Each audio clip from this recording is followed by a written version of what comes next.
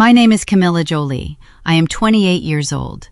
The last thing my father ever handed me was a pen and a legal document designed to ensure I would work for my brother for free until the day I died. When I refused to sign it, he looked me in the eye and gave me 1 hour to pack up my life. 2 years after that night, my brother's bakery empire filed for bankruptcy. At the liquidation hearing, the judge read a single name aloud as the new owner of their debt, and every head in the courtroom turned toward the back doors. They were waiting to see a corporate predator. They saw me instead. Welcome back to Cherry Drama Stories, the place where invisible daughters finally speak up. Stories about the sacrifices we are expected to make in silence, and the day we decide the silence is over. If you have ever been told you just need to be a team player while someone else takes the credit, you will want to hear every word of this. Drop a comment below, tell me your age and where you are listening from, and hit subscribe. You will need to see exactly how this trap closes. It started in the sweltering back room of our flagship Los Angeles kitchen on a Tuesday. The commercial dough mixer was held together by a strip of silver duct tape I had applied myself at 4 in the morning. My hands were coated in flour, and my back ached from a 14-hour shift that was still far from over. Through the swinging kitchen doors, I could see my brother Julian. He wore a tailored navy suit and stood near the display cases, tilting his chin to catch the best light for a lifestyle magazine photographer. Julian was 30. He held the title of CEO for Jolie Artisanal. I was the operations manager, head baker, and the person who actually knew how to source our proprietary yeast strains. I worked 80 hours a week. My paycheck for those hours was $0. My father, Richard, had provided the initial capital, but I built the menu. He promised me equity, a real stake in the company, a foundation for my future. That was the currency he paid me in, promises. Julian waved me over. I wiped my hands on my apron and pushed through the doors. He held out his wrist. A smudge of white flour dotted the face of his new $10,000 Rolex. I did not speak. I pulled a clean cloth from my pocket and wiped the glass clean so the photographer could capture the watch catching the sunlight. Julian patted my shoulder, smiled for the camera, and told the interviewer how hard he worked to perfect the sourdough recipe. My recipe. That evening, my father called a meeting in his glass-walled office above the bakery floor. I walked in expecting the partnership papers we had been discussing for 6 months. Instead, Richard slid a thick bound document across the polished oak desk. It was not a partnership agreement. The header read, Retroactive Non-Compete and Subordination Agreement. I read the first page.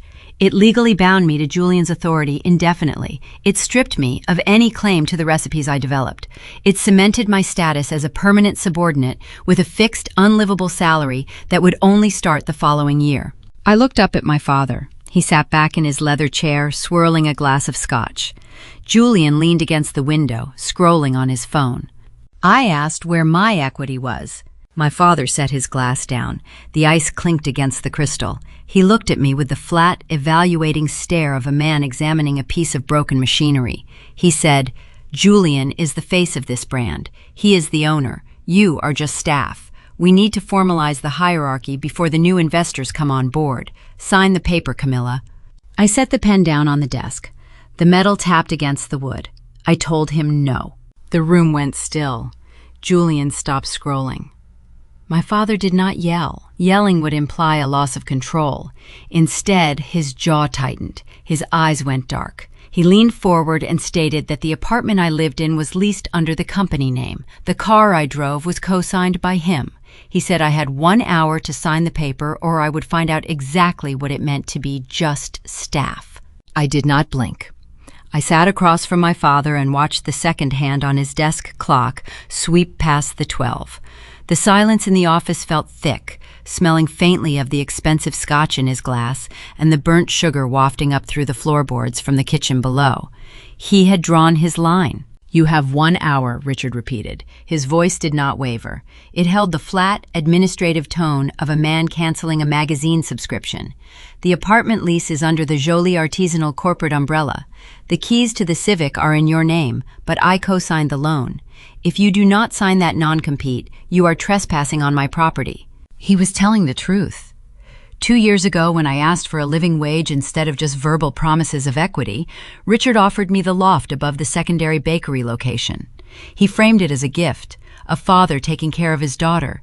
He told me it made more sense for the company to write off the lease as a business expense than to pay me a salary that the government would just tax. I believed him. I believed I was building a foundation for my family. In reality, he was building a cage. He held the deed to my shelter, which meant he held a leash around my neck. I stood up. I did not yell. I did not flip the heavy oak desk or shatter his crystal glass. I simply turned around and walked out the door. The sound of my work boots echoed down the metal staircase. The drive to the apartment took 12 minutes. The streetlights of Los Angeles bled across the windshield. My hands gripped the steering wheel, leaving white flour residue on the black leather. My mind shifted into a cold mechanical gear. Survival leaves no room for panic. I had exactly 48 minutes before the building manager, a man on my father's payroll, would arrive to change the deadbolts. I took the stairs to my floor 2 at a time. My apartment was barely a home. It functioned as a test kitchen and a storage unit for the bakery. Bags of specialized rye-imported sea salt and proving baskets covered the countertops. I walked straight to the bedroom and pulled a dozen black plastic garbage bags from under the sink. You learn the true weight of your existence when you are forced to carry it all at once. I did not pack the expensive stand mixer my father bought me for my birthday. I did not pack the custom proofing boxes. I packed 2 pairs of jeans, 4 plain shirts, my work boots, and my grandmother's cast iron skillet. I folded my birth certificate, my passport, and my social security card into a clear plastic folder. I stuffed everything into the bags. My chest tightened with a sharp, ragged breath, but I refused to let the tears fall. Crying required energy I could not afford to spend. I hauled the first load down the concrete stairwell and pushed out into the alley behind the building. The night air felt damp and heavy. I opened the trunk of my aging Honda Civic. The hinges creaked. I shoved the bags inside, rearranging a spare tire and a rusted jack to make room for my entire adult life. Above me, a soft yellow light spilled out onto the brick alleyway. I paused, resting my hand on the cold metal of the trunk. I looked up. The building had 5 floors. The top floor belonged to Julian. His penthouse was another convenient corporate tax write-off funded by the profit margins I generated working 80-hour weeks in the heat. Julian stood on his glass balcony. He still wore the tailored navy suit from the magazine interview, the jacket unbuttoned, the silk tie loosened around his collar. He leaned against the railing, looking down at me. The ambient light caught the crystal rim of his wine glass. He took a slow sip. He did not look away when I caught his eye. He did not look guilty or sad or conflicted. He looked entertained. I stared back at him, feeling the night wind bite through my thin cotton shirt. In that one fraction of a second, the illusion of my family shattered into dust. Julian was not a misguided brother caught in our father's crossfire. He was a willing beneficiary. He needed me in the kitchen sweating over the ovens so he could stand on a balcony drinking imported wine. I slammed the trunk shut. The sound echoed off the brick walls like a gunshot. Julian did not flinch. He just took another sip. I got into the driver's seat and turned the key. The engine sputtered before catching. The fuel gauge hovered just above empty. I drove away without looking back in the rearview mirror. I spent that night in the far corner of a Walmart parking lot. The neon blue glow of the store sign cast long, unnatural shadows across the dashboard. I locked the doors and reclined the seat as far as it would go. The cold seeped through the floorboards, settling into my joints. Every time a shopping cart rattled across the asphalt or a car engine revved in the distance, my eyes snapped open. Lying there in the dark, the reality of my situation pressed down on my chest. I had $0 in my checking account. I had no upcoming paycheck. I had no address to put on a job application. My father engineered this destitution with surgical precision. He designed this night to break my spirit. He expected me to call him at dawn, shivering and defeated, begging for my job back and ready to sign his contract. I pulled my jacket tighter around my shoulders. I would starve before I dialed his number. The sun rose, painting the Los Angeles smog in bruised shades of purple and gray. My back throbbed from sleeping on the stiff car seat. I started the ignition using the last gallon of gas to drive to a faded diner on the edge of the city limits. The diner smelled of old grease, bleach, and burnt coffee. I slid into a vinyl booth near the back, ordering the cheapest item on the menu just to justify sitting at the table. The waitress set a chipped ceramic mug in front of me and poured the dark liquid. I wrapped my hands around the mug, letting the heat thaw my numb fingers. I pulled my battered laptop from my backpack and opened the screen. The diner offered free wireless internet. I needed to update my resume. I needed to figure out how to apply for emergency housing. But before I opened the word processor, my muscle memory took over. I moved the cursor to my digital workspace. For the past 3 years, I kept meticulous handwritten journals of my baking experiments. Hydration ratios, ambient temperature charts, yeast feeding schedules, the entire intellectual backbone of Jolie Artisanal existed in those pages. 6 months ago, my father insisted I digitize them and sync them to the company cloud server, claiming it would streamline production for the junior prep cooks. I clicked the desktop icon to open the synchronized folder. I needed to copy my recipes to my personal hard drive. Those formulas belonged to me. They were the key to getting a head chef position at a real restaurant.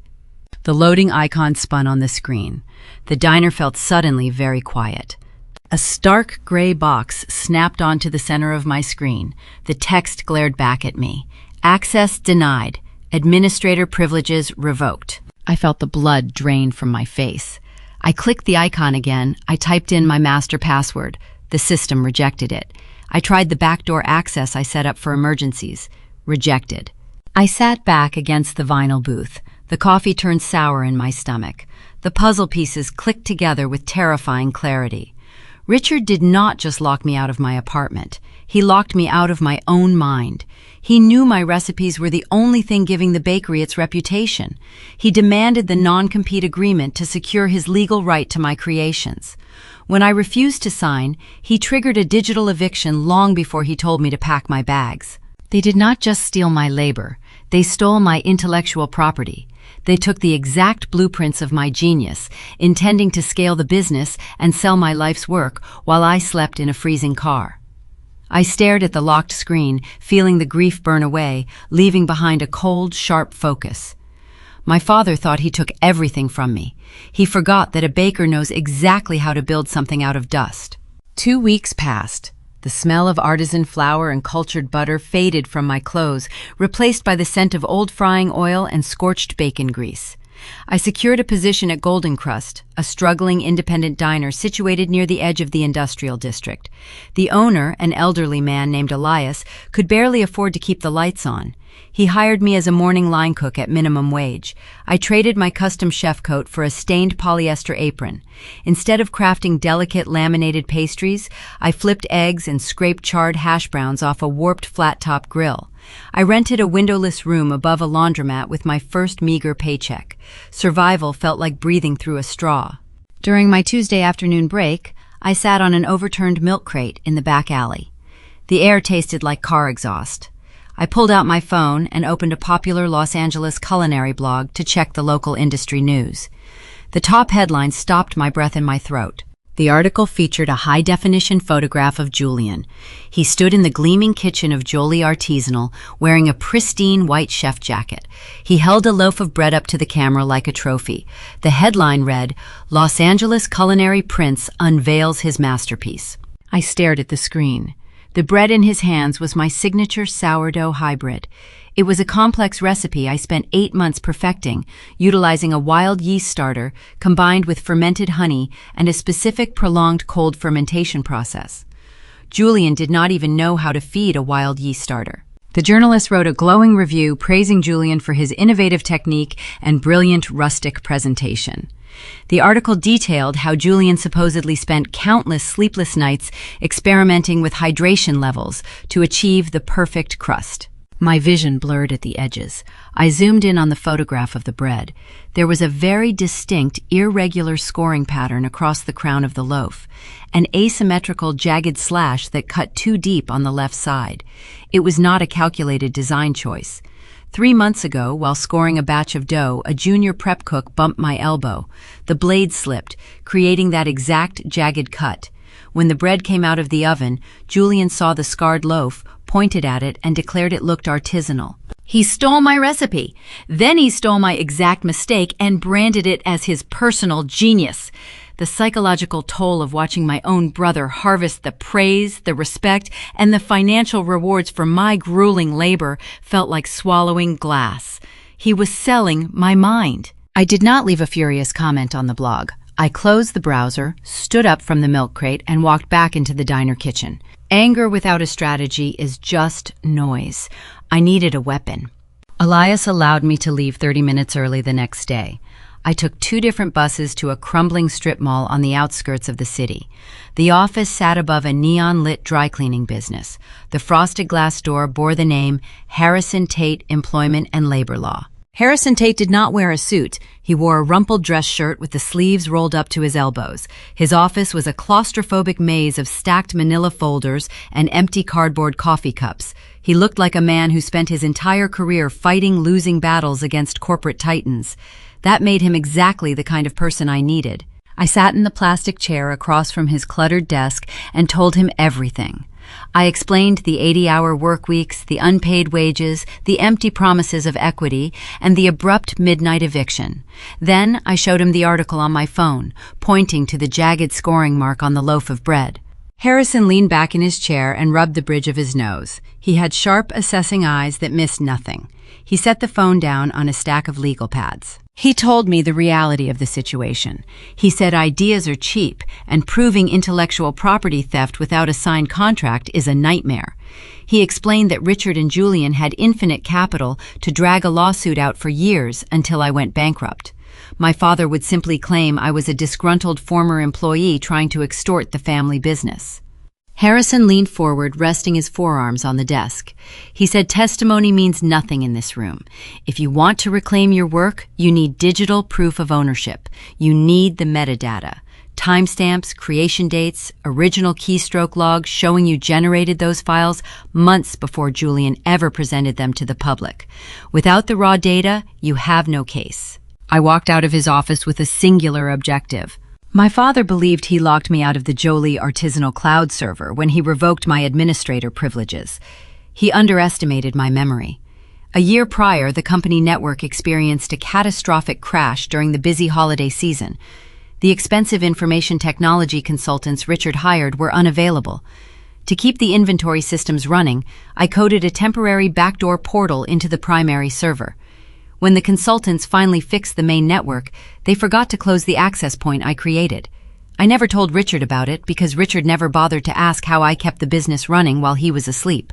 I waited until midnight. The laundromat below my rented room hummed, vibrating the thin floorboards. I sat on my bare mattress and opened my battered laptop. The screen cast a pale blue light across the cramped room. I typed the obscure Internet Protocol address into my browser. The standard Jolie artisanal login page bypassed entirely, bringing up a stark black command terminal. I typed in the old administrative override password. The cursor blinked. Access granted. My pulse thudded against my ribs. I navigated through the labyrinth of corporate folders, bypassing financial ledgers and payroll spreadsheets, until I found the encrypted archive labeled Culinary Development. I initiated the download sequence. The files contained thousands of pages of handwritten notes I had scanned, detailed ingredient ratios and temperature logs dating back 3 years. Most importantly, every single file carried an embedded digital footprint. The metadata proved exactly when the documents were created and modified, cementing my ownership long before Julian claimed the recipes as his own. A green progress bar appeared on my screen, 20%.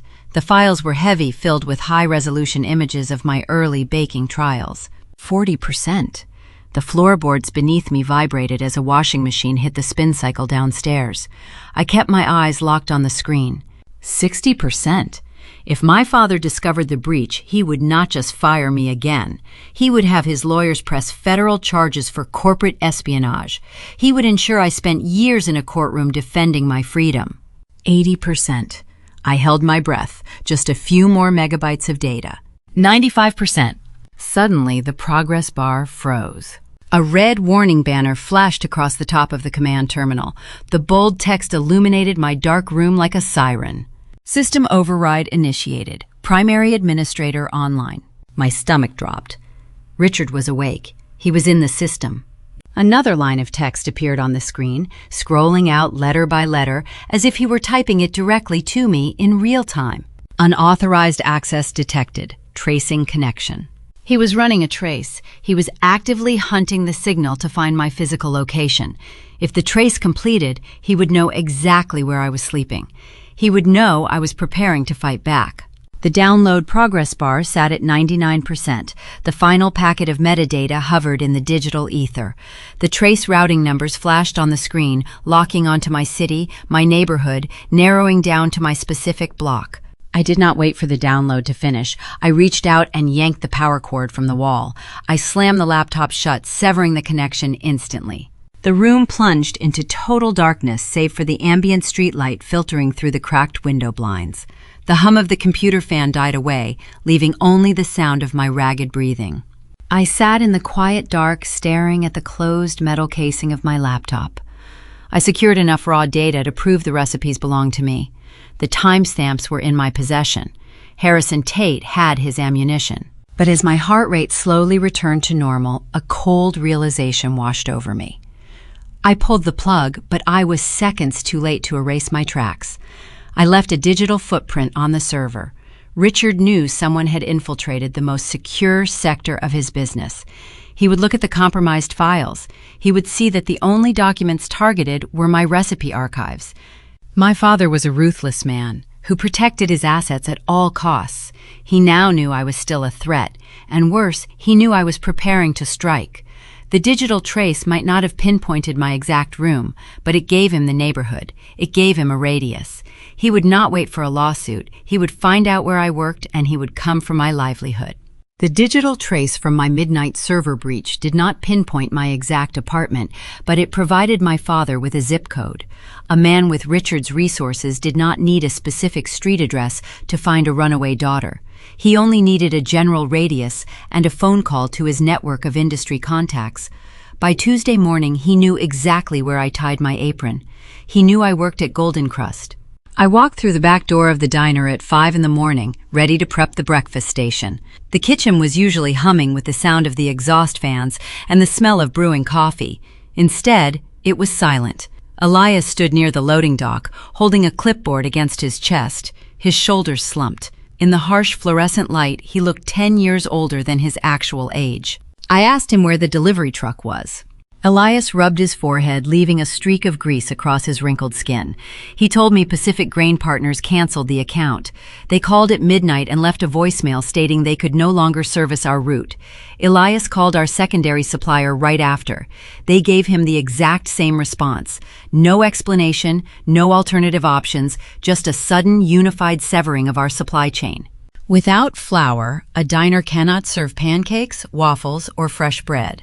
Without those staples, Golden Crust would close its doors by the end of the week. Elias walked into his small office and closed the door. I stood alone in the kitchen, feeling the temperature drop in the room. This was not a logistical error. This was a targeted strike. Jolie Artisanal purchased tens of thousands of pounds of flour every month. My father wielded his purchasing power like a blunt weapon. He simply called the regional distributors and issued a quiet ultimatum. Drop the tiny independent diner on the edge of the industrial district or lose the multi-million-dollar corporate account. The distributors did the math. I walked down the narrow wooden stairs into the basement storage room. The air felt damp and smelled of old onions. We had an emergency reserve of flour tucked in the far corner. 3 unbranded paper sacks sitting on a wooden pallet. I hauled one of the 50-pound bags up the stairs and heaved it onto the stainless steel prep table. I took my paring knife and slashed the paper seal. The smell hit the back of my throat instantly. It smelled like wet cardboard and stale vegetable oil. Rancid. This was bottom-tier commodity grain milled too fast and stored in a humid warehouse for a year too long. I scooped a cup into a wire mesh sieve and tapped the side. Small gray clumps remained in the metal basket, refusing to pass through. I had to press the oxidized lumps through the wire with the back of a wooden spoon just to mix a basic pancake batter for the morning rush. I stared down at the gray, lifeless batter in the mixing bowl. The realization settled into my bones like lead. My father was willing to bankrupt an innocent old man who gave a desperate girl a job.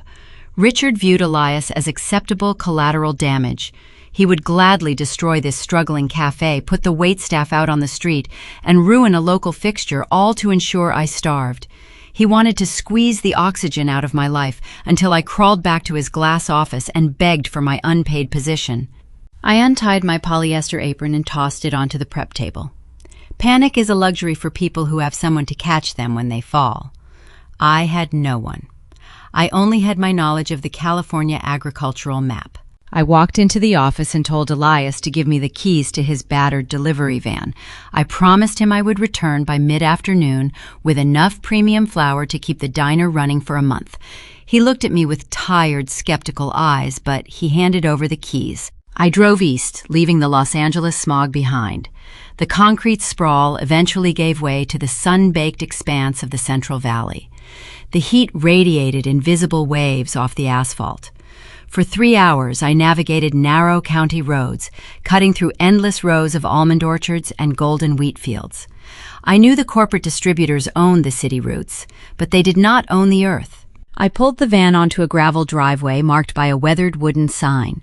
The sign read, "Heritage Milling."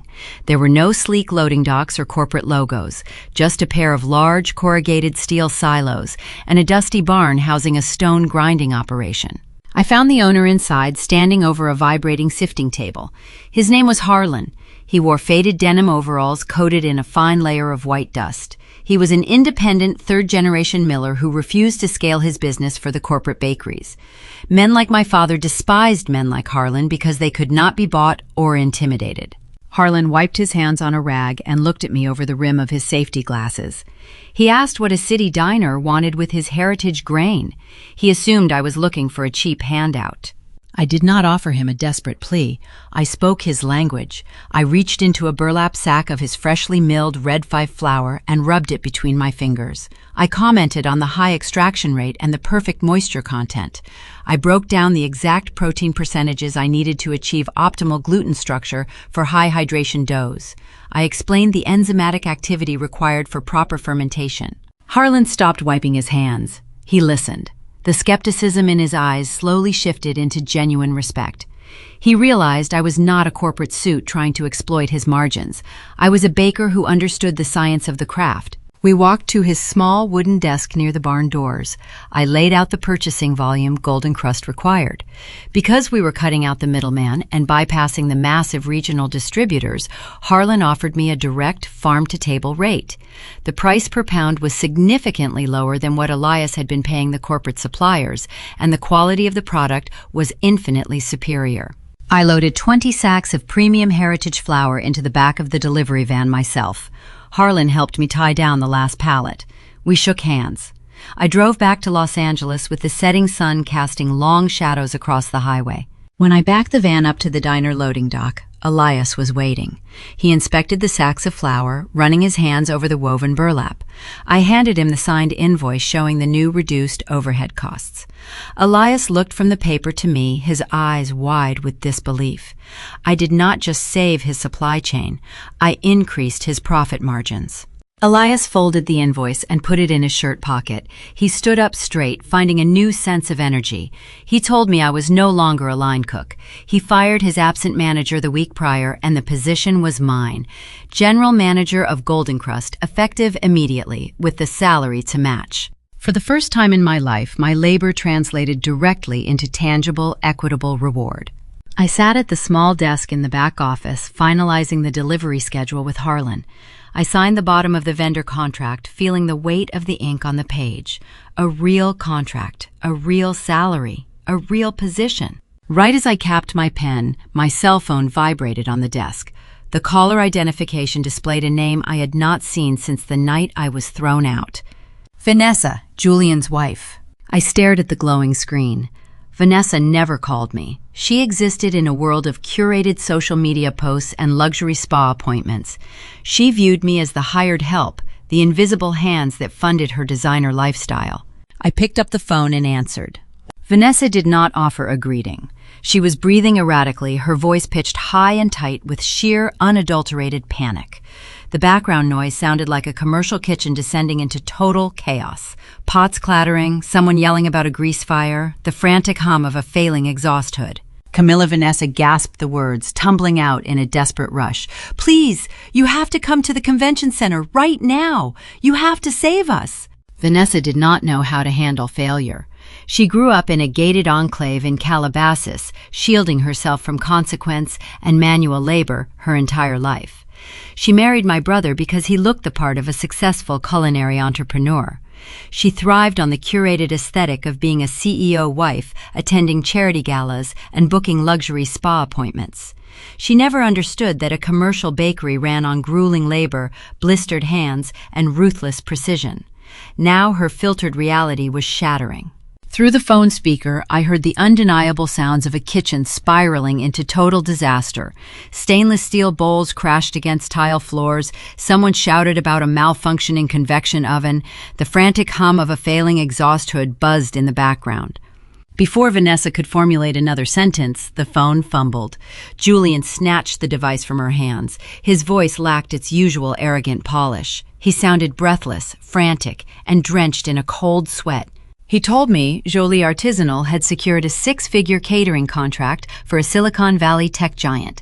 They were hosting their annual corporate retreat at a sprawling estate nestled in the Santa Cruz Mountains. The contract required artisanal bread-laminated pastries and complex desserts for 5,000 elite attendees. Julian thought he could manage it with his junior prep cooks. He thought wrong. Julian's voice cracked over the line. He admitted his failure out loud. He said he did not know how to scale the yeast for 5,000 people. He offered what sounded like a lifeline. He promised me a high-paying consulting fee, $10,000 for 1 weekend of work. He begged me to drive up to the venue, fix the logistical nightmare, and salvage the event. He swore he would make things right between us. He just needed me to sign a standard liability waiver as the lead consultant, so the tech company would allow an external contractor into their private kitchen. I sat at the desk in the Golden Crust office. I looked at the signed vendor agreement with the Heritage Mill sitting in front of me. I knew Julian was lying. My brother did not offer apologies, and he certainly did not offer $10,000 out of the goodness of his heart. But curiosity and a deep desire to see the wreckage firsthand compelled me to stand up. I grabbed my keys. The drive to the Santa Cruz Mountains took 2 hours. The retreat center was a sprawling compound of glass and redwood, surrounded by manicured pine trees and luxury transport shuttles. The executives of the tech giant milled around the courtyard, wearing expensive neutral tones and expecting culinary perfection. I bypassed the security gate and walked straight to the industrial catering kitchen in the back of the compound. I pushed open the heavy double doors. The room was a battlefield of wasted resources. Flour coated the floor like a dirty snowfall. Junior cooks ran in circles attempting to salvage sheet pans of flat gray dough. The air smelled sharp and alcoholic, the undeniable stench of overproofed dying yeast. Julian stood near the center island. His custom-embroidered chef coat clung to his back, soaked in sweat. When he saw me, a look of desperate relief washed over his face. He grabbed a clipboard and rushed toward me, shoving a silver pen into my hand. He told me the prep cooks ruined the first 3 batches. He told me to sign the consulting agreement so I could take legal command of the kitchen and fix the dough. I did not take the pen. I walked past him and approached the stainless steel prep station. I inspected the ingredients stacked on the pallets. Julian ordered the wrong items. He bought bleached pastry flour instead of high-protein bread flour. Pastry flour lacks the necessary gluten structure to hold the shape of a rustic sourdough loaf. When hydrated, it collapses into a fragile puddle. He also bought instant dry yeast instead of maintaining the wild fermented starter my recipe required. The math was irreparably broken. You cannot scale a delicate artisan recipe by simply multiplying the ingredients by 5,000. The ambient temperature, the mixer friction, the resting time, the atmospheric humidity, everything changes at a massive volume. With the ingredients Julian purchased, the event was mathematically impossible to save. I turned around and looked at the clipboard in Julian's hand. I read the bold print at the top of the page. It was an indemnification clause drafted by my father's corporate law firm. The trap snapped into focus. The psychological manipulation became painfully clear. In the corporate world, this tactic has a specific name: the glass cliff. It is a calculated phenomenon where a woman is elevated to a leadership role exclusively during a period of crisis, right when the chance of failure is highest. My father knew Julian was going to fail. Richard reviewed the ingredient orders and the logistics weeks ago. Instead of helping his son, Richard engineered a scenario to destroy me. He wanted my signature on that consulting contract. The document legally shifted all liability for the event onto the lead executive chef. The tech company included a devastating financial penalty clause for a failure to deliver the catering service. If I signed that paper, the tech giant would not sue Jolie Artisanal. They would sue me. My father wanted to ensure I took the fall for his golden child's incompetence. I looked Julian directly in the eyes. I placed the silver pen back onto the clipboard. I told him he ordered pastry flour for a sourdough crust. I told him his dough was soup, his yeast was dead, and he had exactly 3 hours until the dinner service. I told him he was going to fail, and I was not going to steer his sinking ship. Julian's face went pale. He stammered, threatening to tell our father I abandoned the family. I turned my back to him and walked out of the kitchen. I did not walk to my car. I walked down the grand redwood hallway toward the main event space. I scanned the room and found a woman in a sharp gray blazer furiously typing on a digital tablet. She wore a headset and projected the distinct aura of a stressed event coordinator. Her name badge read Sarah. I approached her. I kept my voice calm, steady, and authoritative. I introduced myself as Camilla Jolie, the general manager of Golden Crust. I informed her that Jolie Artisanal was currently experiencing a catastrophic kitchen failure and would default on the dinner service within the hour. Sarah lowered her tablet. Her eyes widened, the color drained from her cheeks. A failed dinner service for 5,000 Silicon Valley executives would cost her her career. I offered her a lifeline. I told her I had an independent kitchen located 2 hours away. I had 20 sacks of premium heritage flour from a private mill. I had a fully staffed team of cooks who knew how to work under pressure. I could not provide a 24-hour fermented sourdough on such short notice, but I guaranteed the delivery of 5,000 perfect buttery brioche rolls, artisan flatbreads, and high-quality desserts before the keynote speaker finished his address. Sarah did not hesitate. She marched down the hallway, pushed open the kitchen doors, and took one look at Julian standing paralyzed amid the ruined dough. She turned back to me and drafted an emergency vendor contract on her tablet right there in the hallway. She severed the tech giant's ties with Jolie Artisanal on the spot. She handed the 6-figure catering account directly to Golden Crust. I called Elias from the parking lot and told him to fire up every oven in the diner. We executed the order flawlessly. The heritage flour performed beautifully, and the tech executives praised the rustic, authentic quality of the bread. Golden Crust secured a permanent corporate client. Word reached my father's glass office by Monday morning. Richard learned that his trap failed. He learned that I walked into his engineered disaster, saw right through the glass cliff, and hijacked his most lucrative client for my own gain. He suffered a deep, humiliating public defeat. Richard realized he could no longer beat me inside a kitchen. He realized my culinary skill and business acumen far surpassed Julian's curated aesthetic. So my father decided to shift the battlefield. He decided to destroy my life outside the kitchen. He targeted the single vulnerability I had left, the legal paperwork linking my vehicle to his bank account. The Silicon Valley tech catering victory paid out a substantial sum within 3 business days. A wire transfer cleared into my newly established personal checking account. The numbers glowing on the screen represented more capital than I had ever held at one time. It represented autonomy. Utilizing a portion of those funds, I signed a lease on a modest 1-bedroom apartment situated on the 2nd floor of a quiet complex in Burbank. I left the suffocating, windowless room above the laundromat behind.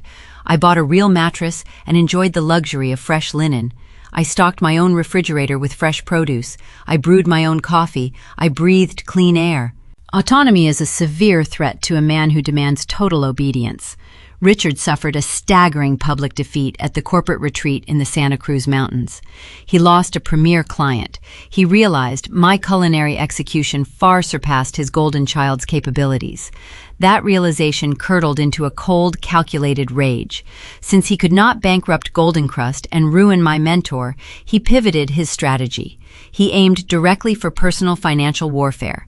He hunted through his pristine ledgers, searching for the remaining threads tethering my existence to his control.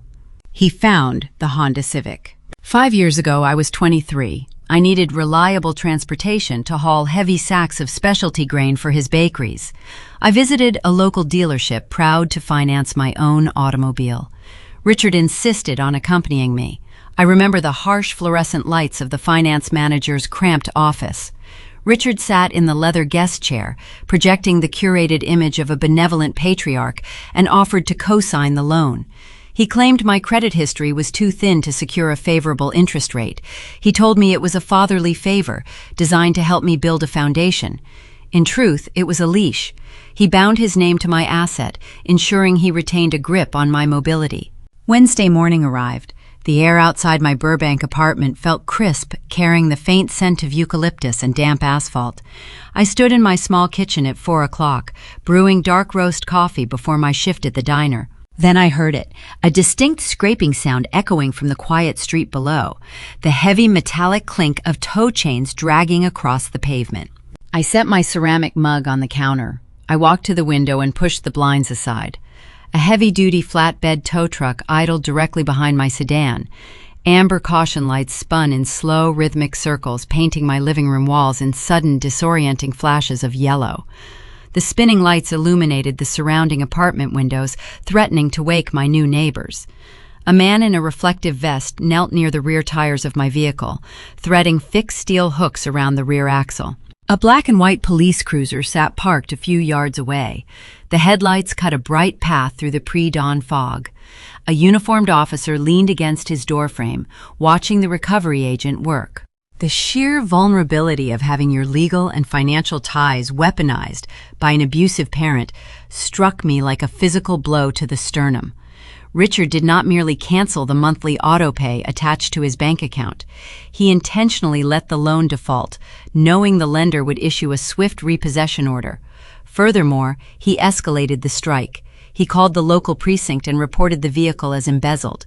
He told law enforcement his rogue daughter stole corporate property. He wanted to obliterate my credit score, leave me stranded on the curb, and humiliate me with a public arrest. I did not panic. When you survive a midnight eviction orchestrated by your own blood, you learn to anticipate the next blow. The previous afternoon, I scrutinized every legal document bearing my father's signature. I recognized the looming vulnerability of that co-signed loan. I walked into my local bank branch, withdrew a precise portion of my tech client bonus, and requested a certified cashier's check for the exact remaining balance of the vehicle. $4,216. I kept the crisp envelope folded inside my jacket pocket, waiting for the trap to spring.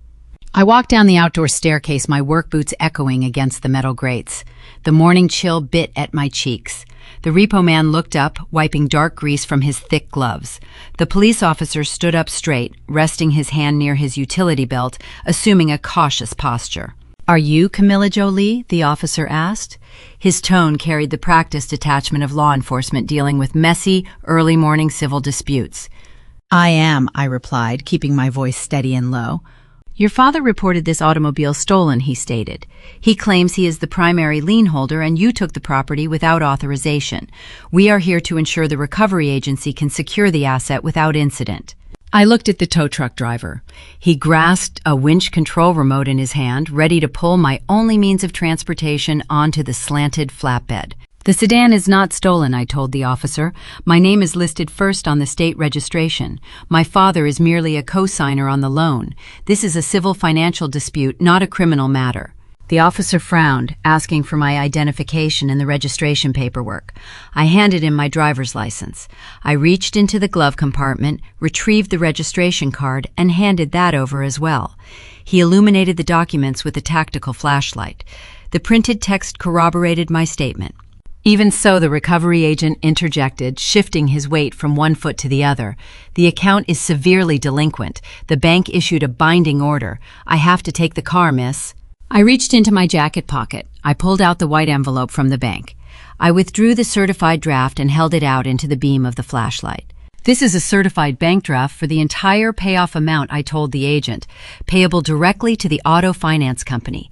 It clears the debt in full, right now." The repo man hesitated. He squinted at the paper under the harsh glow of the amber lights. Tow truck operators do not typically accept street payments to halt a repossession, but a certified bank draft alters the standard protocol. It represents guaranteed, verified capital. "Call your dispatcher," I instructed him. "Tell them you have the total payoff in hand. Ask them to verify the routing sequence with the lender's automated overnight system." He pulled a heavy smartphone from his vest pocket and dialed. He read the numbers aloud, pacing a tight circle on the damp asphalt. The police officer watched the exchange in silence, realizing the situation was rapidly shifting away from a criminal theft report into a resolved banking transaction.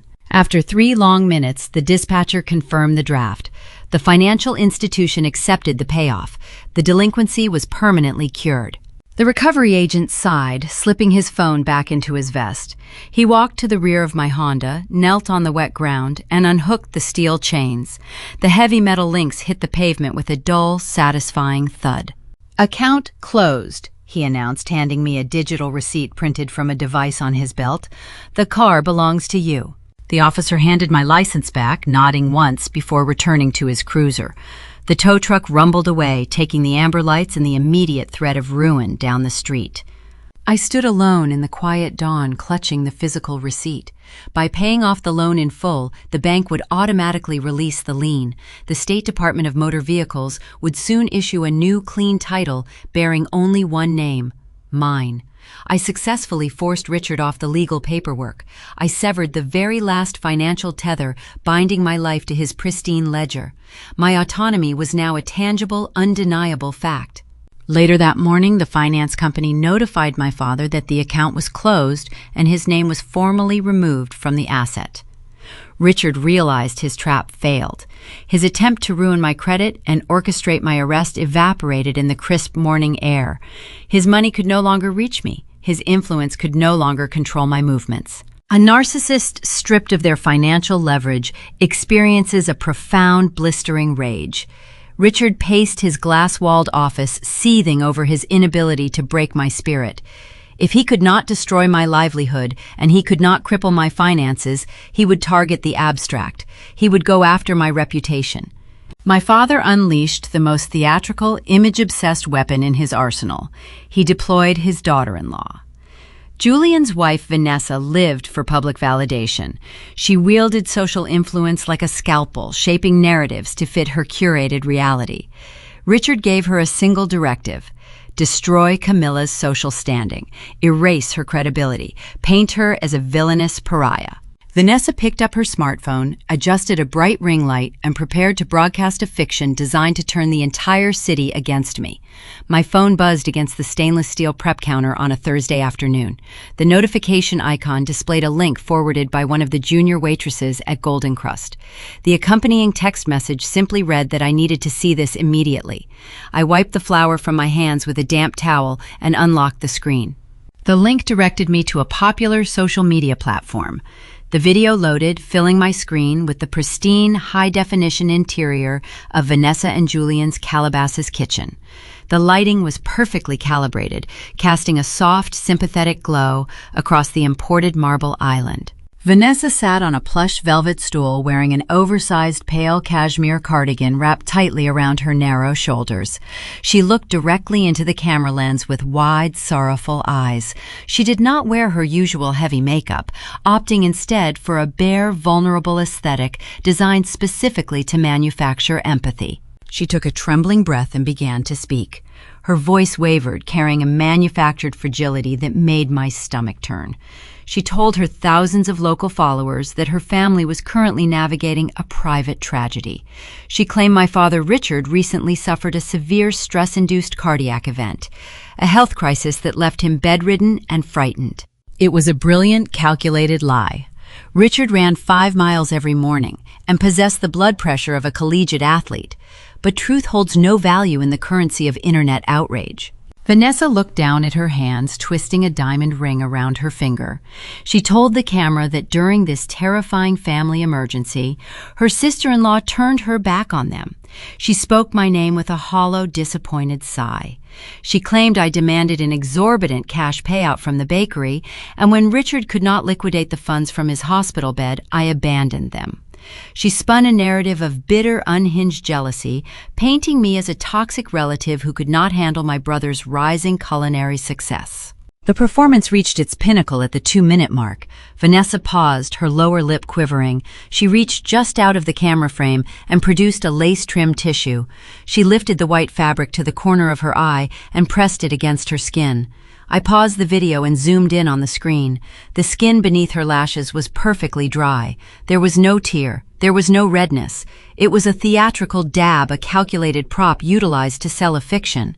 I checked the metrics below the video player. It possessed over 50,000 views. The comment section operated as a digital firing squad. Strangers from across the city dissected my character, calling me a parasite, an ungrateful daughter, and a jealous failure. The modern weaponization of victimhood is a terrifying phenomenon to witness. It relies entirely on the rapid, unquestioning consumption of emotional manipulation.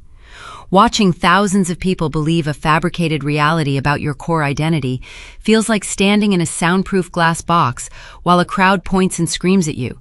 You can shout the truth until your throat bleeds, but they cannot hear you over the music of their own self-righteous anger. The fallout hit our diner within 48 hours. Local food bloggers shared Vanessa's video, linking my name directly to Golden Krust. The anonymous internet mob mobilized. Our digital review pages flooded with malicious 1-star ratings. People who had never tasted our food left scathing paragraphs about the unethical management. The lunch rush, usually our busiest window, slowed to a trickle. The bell above the front door remained quiet. Waitresses stood near the register, wiping down already clean counters, worried about their dwindling tips. Elias sat in his corner booth, reading the fabricated reviews on a tablet. He looked at me, offering a sad, supportive nod, but the financial strain lined the corners of his eyes. My family was actively hurting the people who gave me shelter. The immediate visceral instinct urged me to set up a camera in the diner kitchen. My chest burned with the desire to record a frantic rebuttal, to scream the truth about the unpaid wages, the stolen recipes, and the midnight eviction. I wanted to post the bank draft proving Richard lied about the car. I wanted to fight the fire with gasoline. I picked up my keys instead. Engaging in a public shouting match merely feeds the algorithm.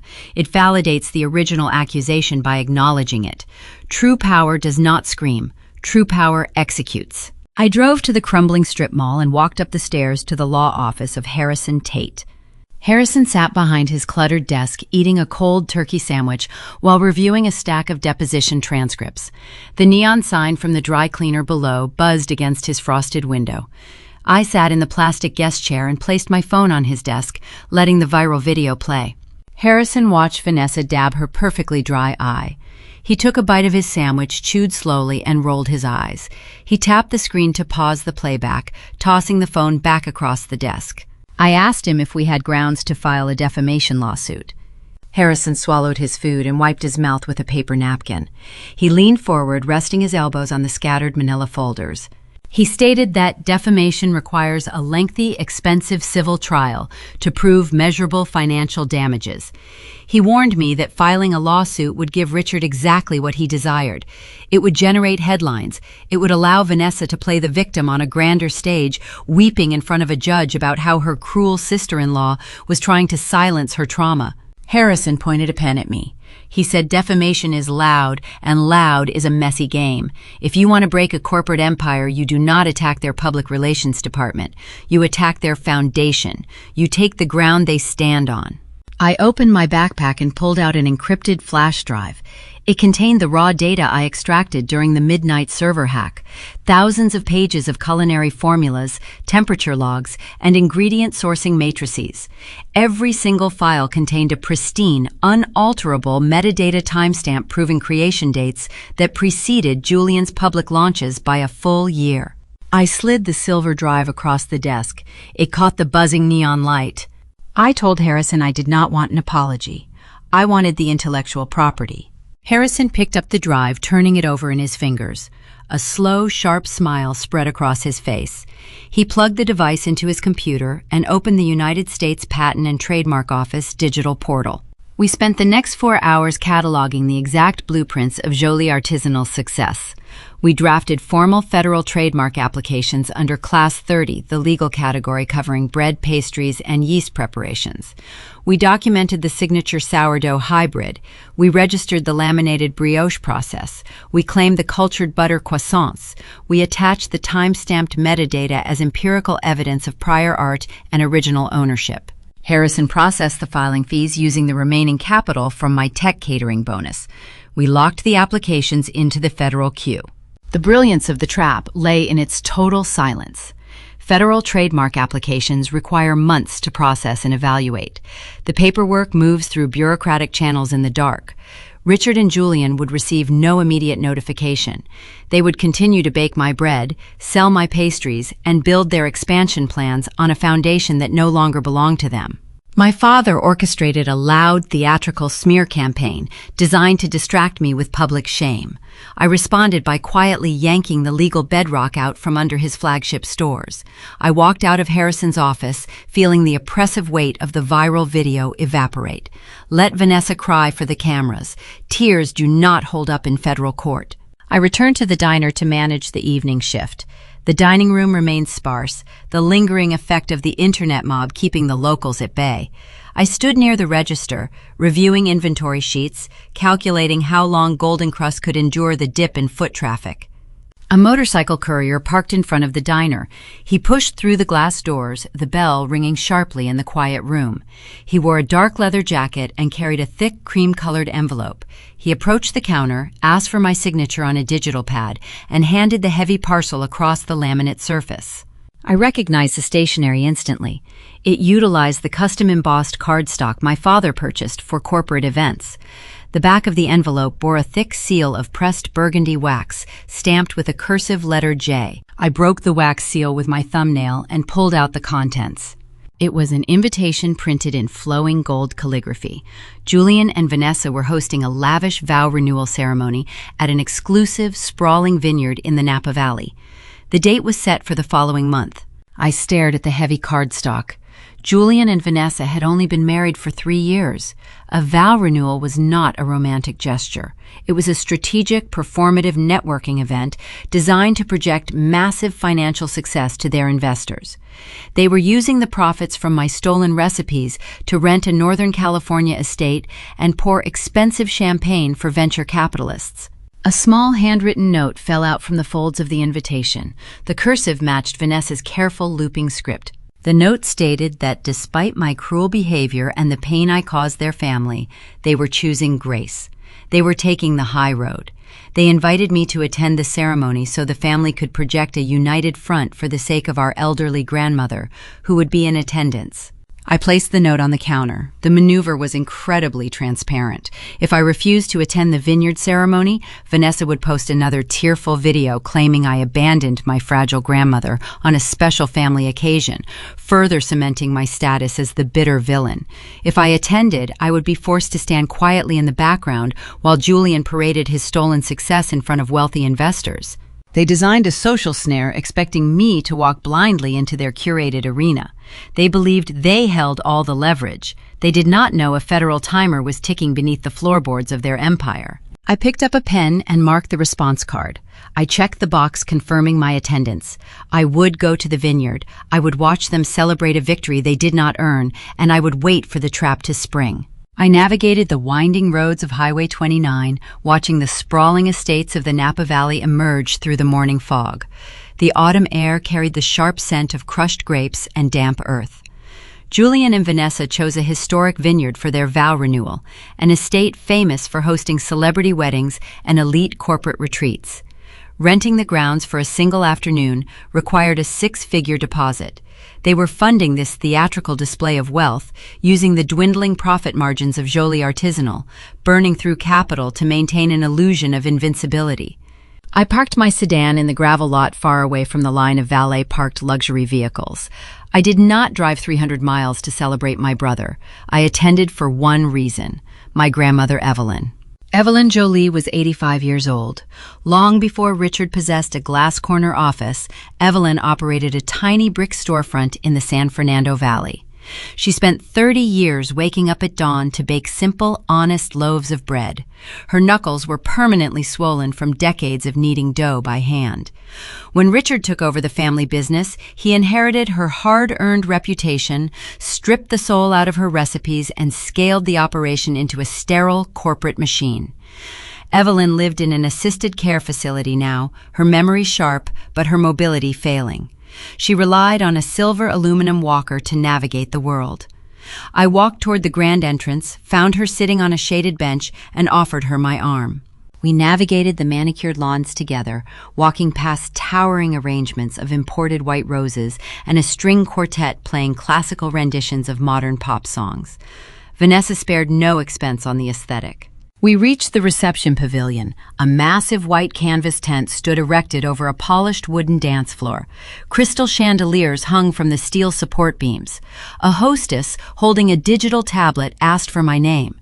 She scrolled through the seating chart, her manicured fingernail tapping the screen.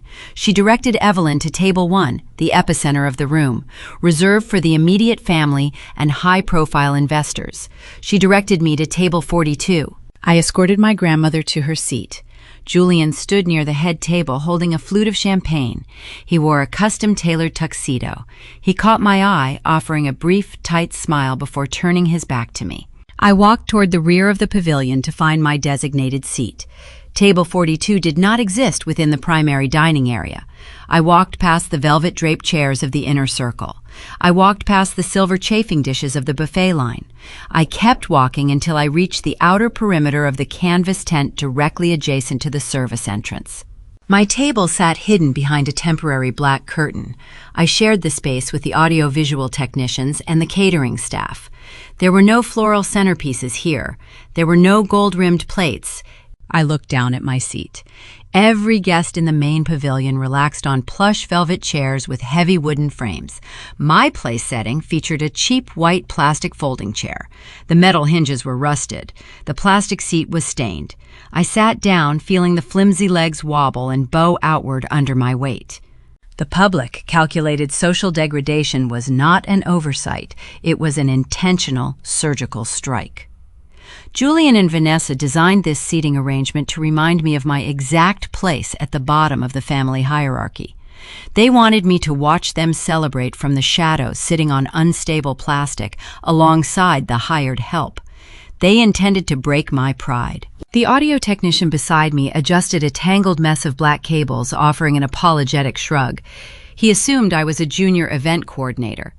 I poured myself a glass of ice water from a plastic pitcher, feeling a cold calm settle over my mind. Insults only carry weight if you respect the person delivering them. The string quartet shifted into a lively tempo. The guests took their seats. A hush fell over the crowd as Julian and Vanessa prepared to make their grand entrance. I did not care to watch the performance. The air inside the tent felt stifling. I stood up from the wobbly chair, slipped through the black curtain, and walked out into the service corridor to find a moment of quiet. The service path wound behind the catering tents, leading toward a row of ancient oak wine barrels. The afternoon sun cast long shadows across the gravel. I heard my father before I saw him. Richard was pacing a tight circle behind the oak barrels. He held a sleek smartphone pressed hard against his ear. His posture lacked its usual imposing rigidity. His shoulders hunched forward. The collar of his expensive suit jacket stood flipped up, wrinkled and disorganized. He was sweating. I stepped behind the canvas wall of the catering prep station, keeping myself concealed in the shadows. I held my breath, listening to the frantic pitch of his voice. Richard was arguing. He spoke in hushed, urgent tones, attempting to keep his panic contained. He addressed the person on the other end of the line as Marcus. "I need the capital injection finalized by Monday," Richard stated, his voice cracking slightly. "The cash flow projections I sent you are solid." A pause followed as the man named Marcus spoke. Richard dragged a hand through his graying hair, a rare display of physical distress. "The Silicon Valley account was a temporary setback," Richard argued, lying through his teeth. "We dropped them because the margins were too tight. We are pivoting toward retail expansion. That is why we need the equity loan." He paced a few more steps, his expensive leather shoes crunching on the gravel. Yes, Richard insisted. I hold the intellectual property. The recipes belong exclusively to Jolie Artisanal. We own the proprietary formulas, the sourdough, the laminated brioche, all of it. The federal trademarks are securely in our portfolio. You are investing in protected corporate assets. I leaned against the canvas wall, my heart beating a slow, steady rhythm against my ribs. Richard was desperately attempting to secure a private equity loan to keep his failing business afloat. The loss of the tech client and the fractured supply chain were suffocating his daily operations. He was lying to a major investment firm about his profit margins. Most importantly, he was explicitly claiming ownership of the federal trademarks to secure the financing. If the investment firm discovered he did not own the intellectual property, they would instantly withdraw the loan. If they discovered the recipes belonged to his estranged daughter, Richard would face catastrophic legal consequences for committing financial fraud during a corporate valuation. I needed to know the name of the firm. I peered around the edge of the canvas tent. Richard stopped pacing. He leaned against one of the large oak wine barrels. A thick leather portfolio rested on the curved wooden surface of the barrel. He opened the folder to reference a financial document. I pulled my smartphone from my pocket. I activated the camera application. I held the device steady, utilizing the digital zoom function to cross the distance between us. The camera lens focused on the open leather portfolio. The high-definition sensor captured the crisp black text printed across the top of the financial contract. Beside the text sat a distinct corporate logo, a stylized geometric mountain peak. The name of the investment group was printed clearly beneath the design: Apex Holdings. I tapped the screen. The shutter clicked silently. The image locked into my digital gallery. Richard snapped the portfolio shut, ending the phone call with a forced, confident sign-off. He straightened his suit jacket, wiped the sweat from his forehead with a silk handkerchief, and walked back toward the reception pavilion to join the celebration. I stepped out from the shadows, looking down at the clear photograph glowing on my screen. My father was building his ultimate financial rescue plan on a foundation of sand. He was leveraging assets he did not possess to borrow money he could not repay. He believed the intellectual property was his birthright. He did not know that Harrison Tate and I had already filed the formal federal trademark applications weeks ago. He did not know the legal timer we initiated was quietly counting down in the background. The Federal Trademark Office was currently processing the time-stamped metadata, preparing to grant sole ownership of the Jolie Artisanal menu directly to me. I slipped the phone back into my pocket. I walked back into the stifling tent, slipped behind the black curtain, and sat back down on my cheap plastic chair. I listened to the applause echoing from the velvet seats. Julian and Vanessa were toasting to their future. I raised my plastic cup of ice water, taking a slow sip. Their future was already gone. The trap was set, and the collision was merely days away. 3 days after the vineyard ceremony concluded, the reality of my father's desperate financial maneuvering arrived at the diner. The morning rush had just ended. I stood behind the front register counting the cash drawer, while the scent of brewing espresso and toasted rye lingered in the air. The bell above the glass door chimed, signaling a new arrival. A man wearing a sharp gray suit stepped onto the checkered linoleum floor. He did not glance at the overhead menu board. He did not seek a table. He walked with rigid purpose directly toward the counter, locked his eyes on me, and asked for Camilla Jolie. When I confirmed my identity, he dropped a thick manila envelope onto the laminate surface. He stated I was officially served, pivoted on his heel, and walked out into the busy Los Angeles street. Elias stood near the espresso machine, a damp rag frozen in his hand. He stared at the heavy package as if it were an explosive device. The return address bore the embossed silver logo of a towering corporate law firm located in the financial district of downtown. These were the attorneys my father kept on permanent retainer. They were men who billed $1,000 an hour to systematically dismantle the lives of anyone who posed a threat to his bottom line. I picked up the envelope, broke the seal, and extracted a stack of dense legal documents. It was a formal cease and desist order, accompanied by a draft of a ruinous civil lawsuit. The paperwork demanded I immediately halt the production, distribution, and sale of my signature sourdough hybrid, the laminated brioche, and 3 other specialty pastries. The high-priced lawyers accused me of intellectual property theft. They claimed I was a rogue former employee attempting to misappropriate trade secrets that rightfully belonged to Joly Artisanal. My father was trying to rewrite history through intimidation, leveraging his immense wealth to claim he invented the very formulas he stole from my notebooks. The terrifying dynamic of facing a wealthy family in the American legal system washed over me. This was the strategy of sheer attrition. Corporate firms do not care about the truth. They do not need a righteous cause. They only need endless capital. They use their resources to bury small business owners under mountains of discovery requests, injunction hearings, and crushing attorney fees until the victim simply runs out of money and surrenders. Richard intended to bleed Golden Crust dry before we ever stepped foot inside a courtroom. I leaned against the counter, reading the dense paragraphs of threatening legalese. I scanned the second page, which detailed the exact biological processes they claimed I stole. My eyes caught a specific line of text, and my breath hitched. There, buried in the sterile jargon describing the sourdough fermentation cycle, the expensive attorneys misspelled the biological name of my proprietary yeast strain.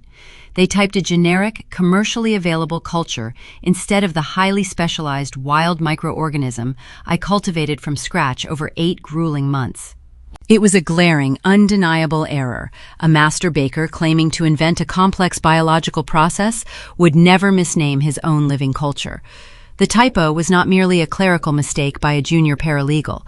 It was a flashing beacon exposing my father's fundamental ignorance of the product he built his empire upon. He ordered his lawyers to patent a process he did not actually understand. I did not panic. I folded the documents, placed them back into the envelope, and drove straight to the crumbling strip mall to see Harrison Tate. Harrison sat behind his cluttered desk reviewing the threatening paperwork. The neon sign from the dry cleaner below hummed through the floorboards. He traced a pen over the misspelled yeast strain, a sharp, knowing smile spreading across his face. He explained that Richard's sudden aggressive legal assault confirmed our suspicions. Apex Holdings required hard proof of intellectual property ownership before they would authorize the private equity loan. Cornered by his investors, Richard hastily instructed his legal team to file patent and trademark applications while simultaneously serving me with the cease and desist to eliminate the competing baker. Harrison leaned forward, resting his elbows on the scattered manila folders. He told me that my father brought a knife to a gunfight. We initiated our counterstrike immediately. Because Harrison and I filed our formal federal trademark applications weeks prior, Richard's rushed subsequent filing triggered an automatic interference proceeding within the United States Patent and Trademark Office database. The system flagged the competing claims. Harrison contacted the examining attorney assigned to our case. We bypassed the slow bureaucratic waiting period by triggering an emergency review. We presented the ultimate unassailable shield. Harrison uploaded the raw encrypted data I extracted during my midnight server breach. The examining attorney reviewed the digital forensics. The time-stamped metadata provided empirical, irrefutable evidence of prior art.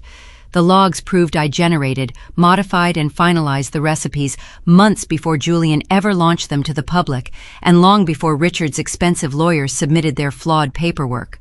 The federal ruling arrived swiftly. The Trademark Office flatly rejected the application submitted by Joly Artisanal, citing undeniable prior art and technical inaccuracies. Simultaneously, the examiner approved our pending claims. The federal government officially granted the exclusive trademark registrations directly to my name. I owned the recipes, I owned the distinct baking processes, I owned the exclusive legal right to profit from them. Harrison did not stop at securing the victory. He forged our new legal standing into a lethal weapon. He drafted a formal federal injunction and arranged for a process server to deliver it directly to the flagship location of Joly Artisanal during their peak morning operating hours.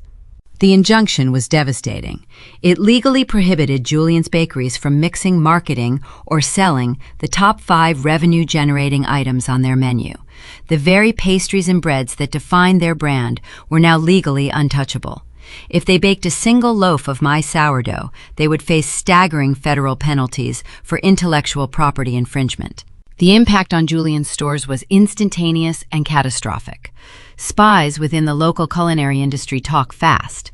By the following morning, the display cases inside Jolie Artisanal sat entirely empty. The foundation of their daily revenue vanished overnight. Panic engulfed the corporate hierarchy. Customers formed long lines outside Julian's bakeries demanding the signature items they expected, only to be turned away by bewildered cashiers offering generic muffins and burnt coffee. Foot traffic plummeted.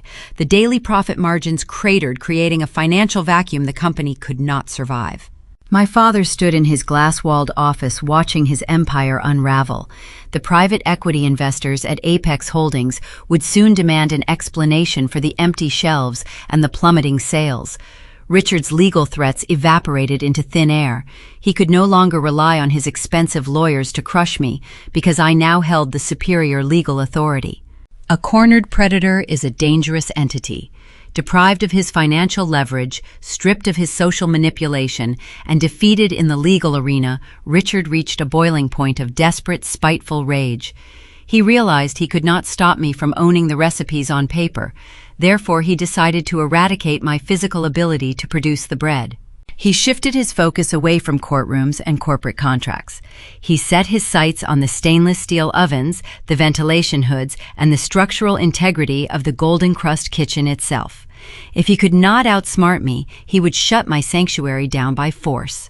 The Tuesday before the Thanksgiving holiday arrived with a sharp drop in temperature across Los Angeles. Inside the Golden Crust kitchen, the air felt thick with the scent of melted butter, caramelized sugar, and roasted pecans. We were operating at maximum capacity. Since the federal injunction stripped Jolie Artisanal of their signature menu items, our diner absorbed their abandoned clientele. The steel prep tables held dozens of cooling racks loaded with fresh brioche rolls and artisanal pie crusts. Elias stood near the front register, organizing a tall stack of catering invoices.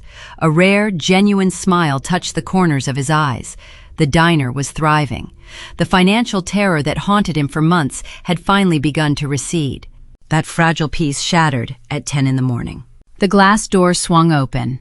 A man walked in wearing a stiff gray municipal uniform, holding a metal clipboard.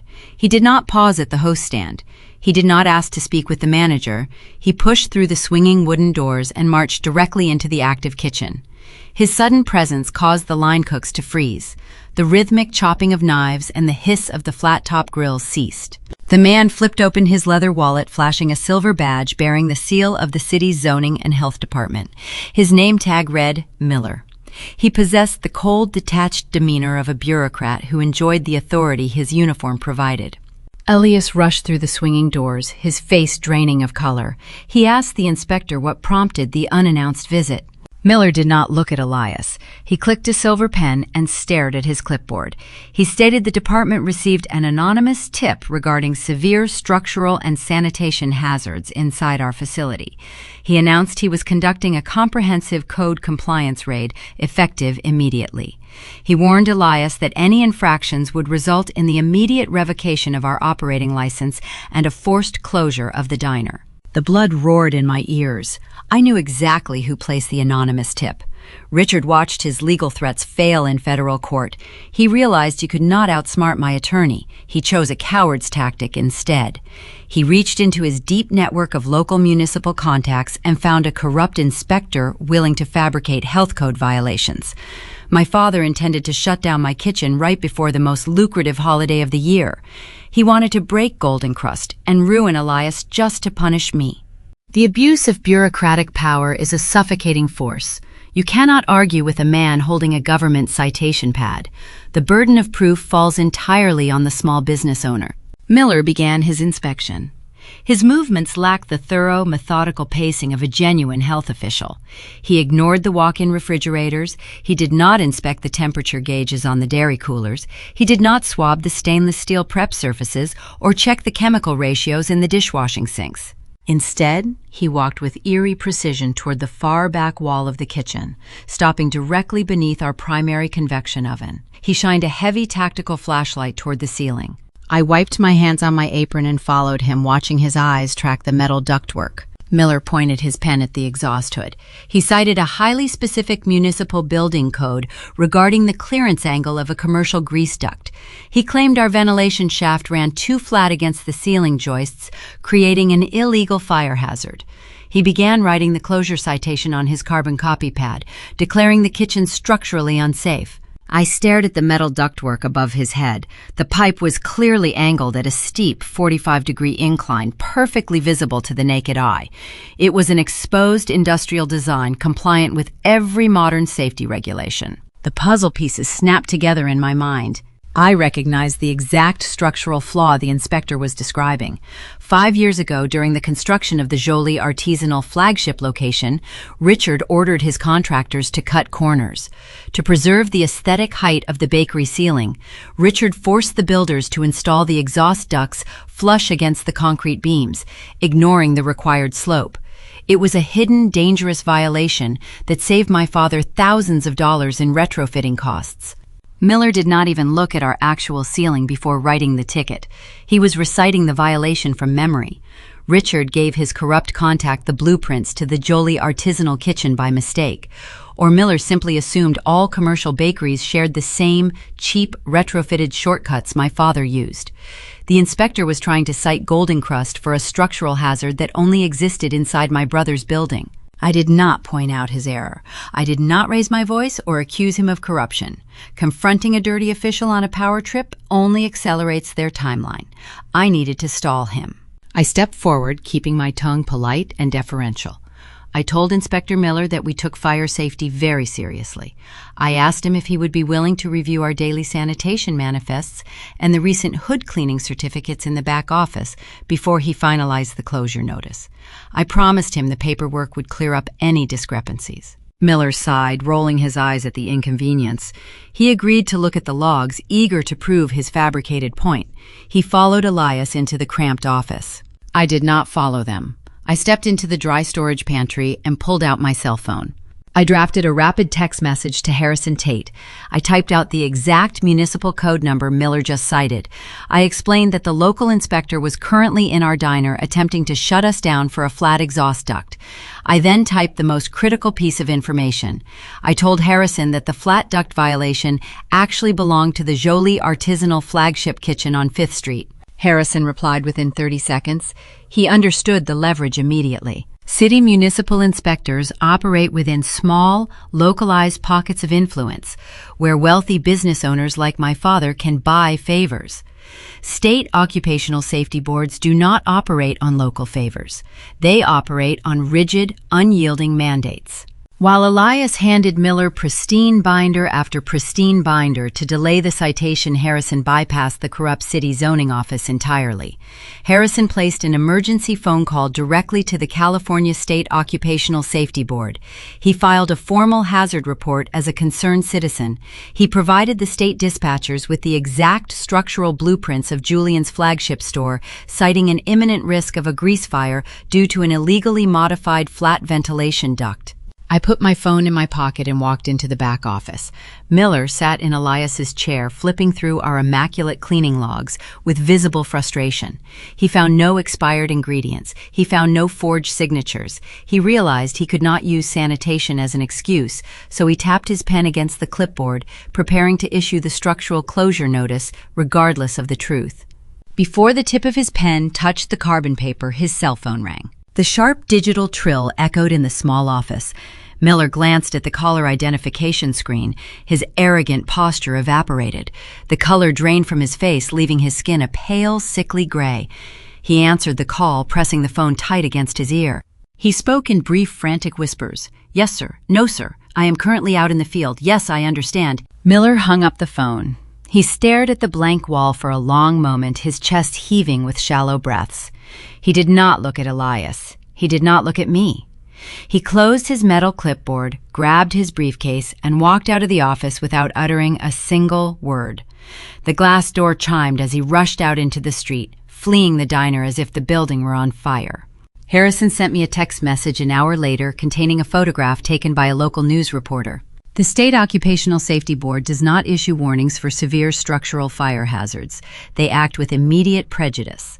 A fleet of state vehicles had descended upon the Jolie artisanal flagship location. Because the hazard report alleged a severe commercial fire risk, the state officials bypassed any local municipal jurisdiction. The photograph showed a bright yellow padlock clamped onto the front doors of my brother's bakery. A bold red notice covered the glass window, declaring the building condemned, pending a mandatory structural rebuild. The inspector realized his corrupt favor for my father just backfired into a massive state-level investigation. By attempting to cite my kitchen using Richard's architectural secrets, the inspector inadvertently provided the exact evidence needed to shut down the source. Julian's primary store was legally forced to close its doors for 2 weeks to tear open their ceiling and rebuild the exhaust system from scratch. They lost their kitchen right in the middle of the Thanksgiving holiday rush. The financial hemorrhage became fatal. Jolie Artisanal possessed no signature menu items, no functional flagship kitchen, and zero incoming revenue. The daily operating costs, the luxury lease agreements, and the mounting legal fees devoured their remaining capital in a matter of days. Richard sat in the ashes of his own arrogance. He realized the private equity investors at Apex Holdings would never approve a loan for a crippled closed business. The empire he built by stealing the labor of his daughters and his mother was finally cracking apart at the foundation. My father knew the end was near. He knew the debt would soon consume him. Instead of accepting responsibility, he devised a secret, venomous exit strategy. He decided to find a corporate buyer. He planned to sell the entire failing chain to a massive national conglomerate, hiding the structural rot, the crushing debt, and the lost trademarks. He intended to walk away with millions in his personal accounts, leaving the naive buyers, the vendors, and his own employees to burn in the wreckage. The yellow padlock on the flagship bakery doors signaled the collapse of the Jolie artisanal revenue stream. Without a functional primary kitchen and stripped of the right to sell their most lucrative items, the financial hemorrhage became fatal. The daily operating costs devoured their remaining capital in a matter of days. I stood behind the counter at Golden Crust, watching the local news segment detail the sudden state-mandated closure of my brother's store. A sense of justice should have felt warm. Instead, it felt like cold arithmetic. My father was a man who refused to drown. If his ship was sinking, he would not bail water. He would find a larger vessel, climb aboard, and kick his original crew into the ocean. On a rainy Thursday morning, I drove into the financial district to drop off a signed catering contract for a corporate client. The rain slicked the Los Angeles pavement, turning the towering glass skyscrapers into gray mirrors. After delivering the paperwork, I stepped into a high-end coffee boutique to escape the downpour. The shop smelled of roasted espresso beans and expensive cologne. I ordered a dark roast and turned to find a seat. Through the muted hum of hushed corporate conversations, I spotted a familiar, rigid posture. Richard sat in a secluded corner booth. He wore a charcoal wool suit. Julian sat beside him, looking pale and nervous, staring into a porcelain teacup. The tailored navy suit my brother wore for the magazine shoot now looked loose, hanging off his shoulders like a borrowed garment. The crushing weight of impending bankruptcy was eating him alive. Sitting across from them were 3 executives wearing matching tailored navy blazers. The men possessed the predatory, calculating aura of corporate acquisition directors. I slid into a high-backed leather chair 2 tables away, keeping my face shielded behind a large potted fern. I listened to the cadence of their voices. Richard was projecting total confidence. He spoke about vertical integration, brand synergy, and national expansion. He was not asking for a private equity loan anymore. He was pitching a total corporate buyout. He intended to sell the entire failing chain to the executives sitting across from him. The men represented Apex Foods, a national conglomerate that swallowed regional brands and stripped them for parts. One of the Apex directors excused himself to take a phone call. Richard and Julian stood up to order another round of drinks at the counter. They left their leather briefcases sitting at the booth. I kept my eyes fixed on the table. A physical financial ledger rested near the center, left open by the executives. The pages were heavily redacted. Thick black marker obscured entire columns of daily operating losses and mounting vendor debts. I recognized the formatting of the paper. It was the same accounting software I used when I managed the back-office operations for nothing. Richard was hiding the structural rot. He was concealing the catastrophic debt accrued from the flagship closure. Most importantly, he was lying about owning the federal trademarks. He intended to execute a fraudulent sale, tricking a national conglomerate into buying a hollow shell. When the truth inevitably surfaced, Apex Foods would liquidate the remaining assets to cut their losses. The villainous attempt to escape accountability by dumping a toxic mess onto a larger entity is a classic corporate maneuver. I remembered the faces of the junior prep cooks who worked the dawn shifts. I remembered the delivery drivers hauling heavy sacks of grain up narrow stairwells. Those people relied on their paychecks to feed their own families. Richard planned to secure a multi-million-dollar golden parachute and walk away rich. He would leave his junior prep cooks without jobs. He would leave the local ingredient vendors with unpaid invoices. He would ruin the livelihoods of the innocent people who trusted his brand. I could not allow him to walk away unscathed while the working class paid for his arrogance. I waited until the meeting concluded. The Apex executive shook Richard's hand and exited the coffee shop, stepping into a waiting black town car. I memorized the license plate number. I returned to my diner and contacted Harrison Tate. I asked Harrison to run a corporate registry search on the vehicle plate. Within an hour, he provided a name. The lead acquisition director for Apex Foods was a man named Victor Sterling. Harrison located Victor's temporary office situated in a luxury hotel downtown. I did not call Victor to request a meeting. Gatekeepers block phone calls. I drove to the hotel, walked into the executive lounge, and waited. At 6 o'clock that evening, Victor walked into the lounge, loosening his silk tie. He ordered a bourbon at the Mahogany Bar. I approached him, introducing myself as Camilla Jolie. Victor paused, his glass hovering inches from his mouth. He recognized the last name. He offered a polite, cautious greeting, assuming I was part of the executive team he was negotiating with. I took a seat on the leather bar stool next to him. The bartender wiped the mahogany surface and walked away, granting us a pocket of privacy. I pulled a thin manila folder from my bag and set it on the polished wood of the bar counter. I told him I was not there to facilitate the sale. I was there to save his firm from a catastrophic liability. Victor narrowed his eyes, examining my face. He set his drink down and opened the folder. The first document was a certified copy of the federal trademark ruling. I pointed to the government seal. I informed him that Richard did not own the intellectual property for the signature menu items. I owned the recipes. If Apex purchased Jolie Artisanal, they would be legally prohibited from baking the bread that built the brand. Victor turned the page. The color drained from his cheeks. The second document was the public hazard citation, issued by the State Occupational Safety Board. I explained that the flagship closure was not a routine maintenance issue, as Richard likely claimed. It was a mandatory structural rebuild, resulting from illegal construction practices. I turned to the final page. It was a truthful, unredacted projection of the bakery's current debt-to-income ratio, calculated from my intimate knowledge of their vendor contracts and supply chain costs. I told Victor that Richard's debt was twice the amount printed on the redacted ledger he viewed in the coffee shop earlier that day. The silence between us grew heavy. The ice shifted in his glass, cracking against the crystal rim. Victor was a man who evaluated risk for a living. He realized he was 48 hours away from authorizing a disastrous acquisition based on deliberate financial fraud. He looked at me, his expression hardening into cold corporate fury. He asked me why I was handing him this evidence. He assumed I wanted a consulting fee or a backdoor payout. I looked him directly in the eyes. I told him the cooks in those kitchens and the farmers delivering the grain did not deserve to go bankrupt just so my father could escape his own failures. I told him to cancel the deal. Victor closed the folder. He thanked and picked up his briefcase and walked out of the lounge. The fallout occurred the following morning. The reaction was swift and merciless. Apex Foods did not simply withdraw their buyout offer. Victor Sterling sent a scathing legal notice to Richard's corporate office, accusing him of fraudulent misrepresentation during the preliminary valuation process. The letter copied the primary commercial lending institutions in the city. Apex blacklisted Jolie Artisanal across the entire commercial sector, ensuring no other conglomerate or bank would ever touch the brand. The golden parachute vanished. The escape hatch slammed shut. Richard was trapped inside a burning building of his own creation.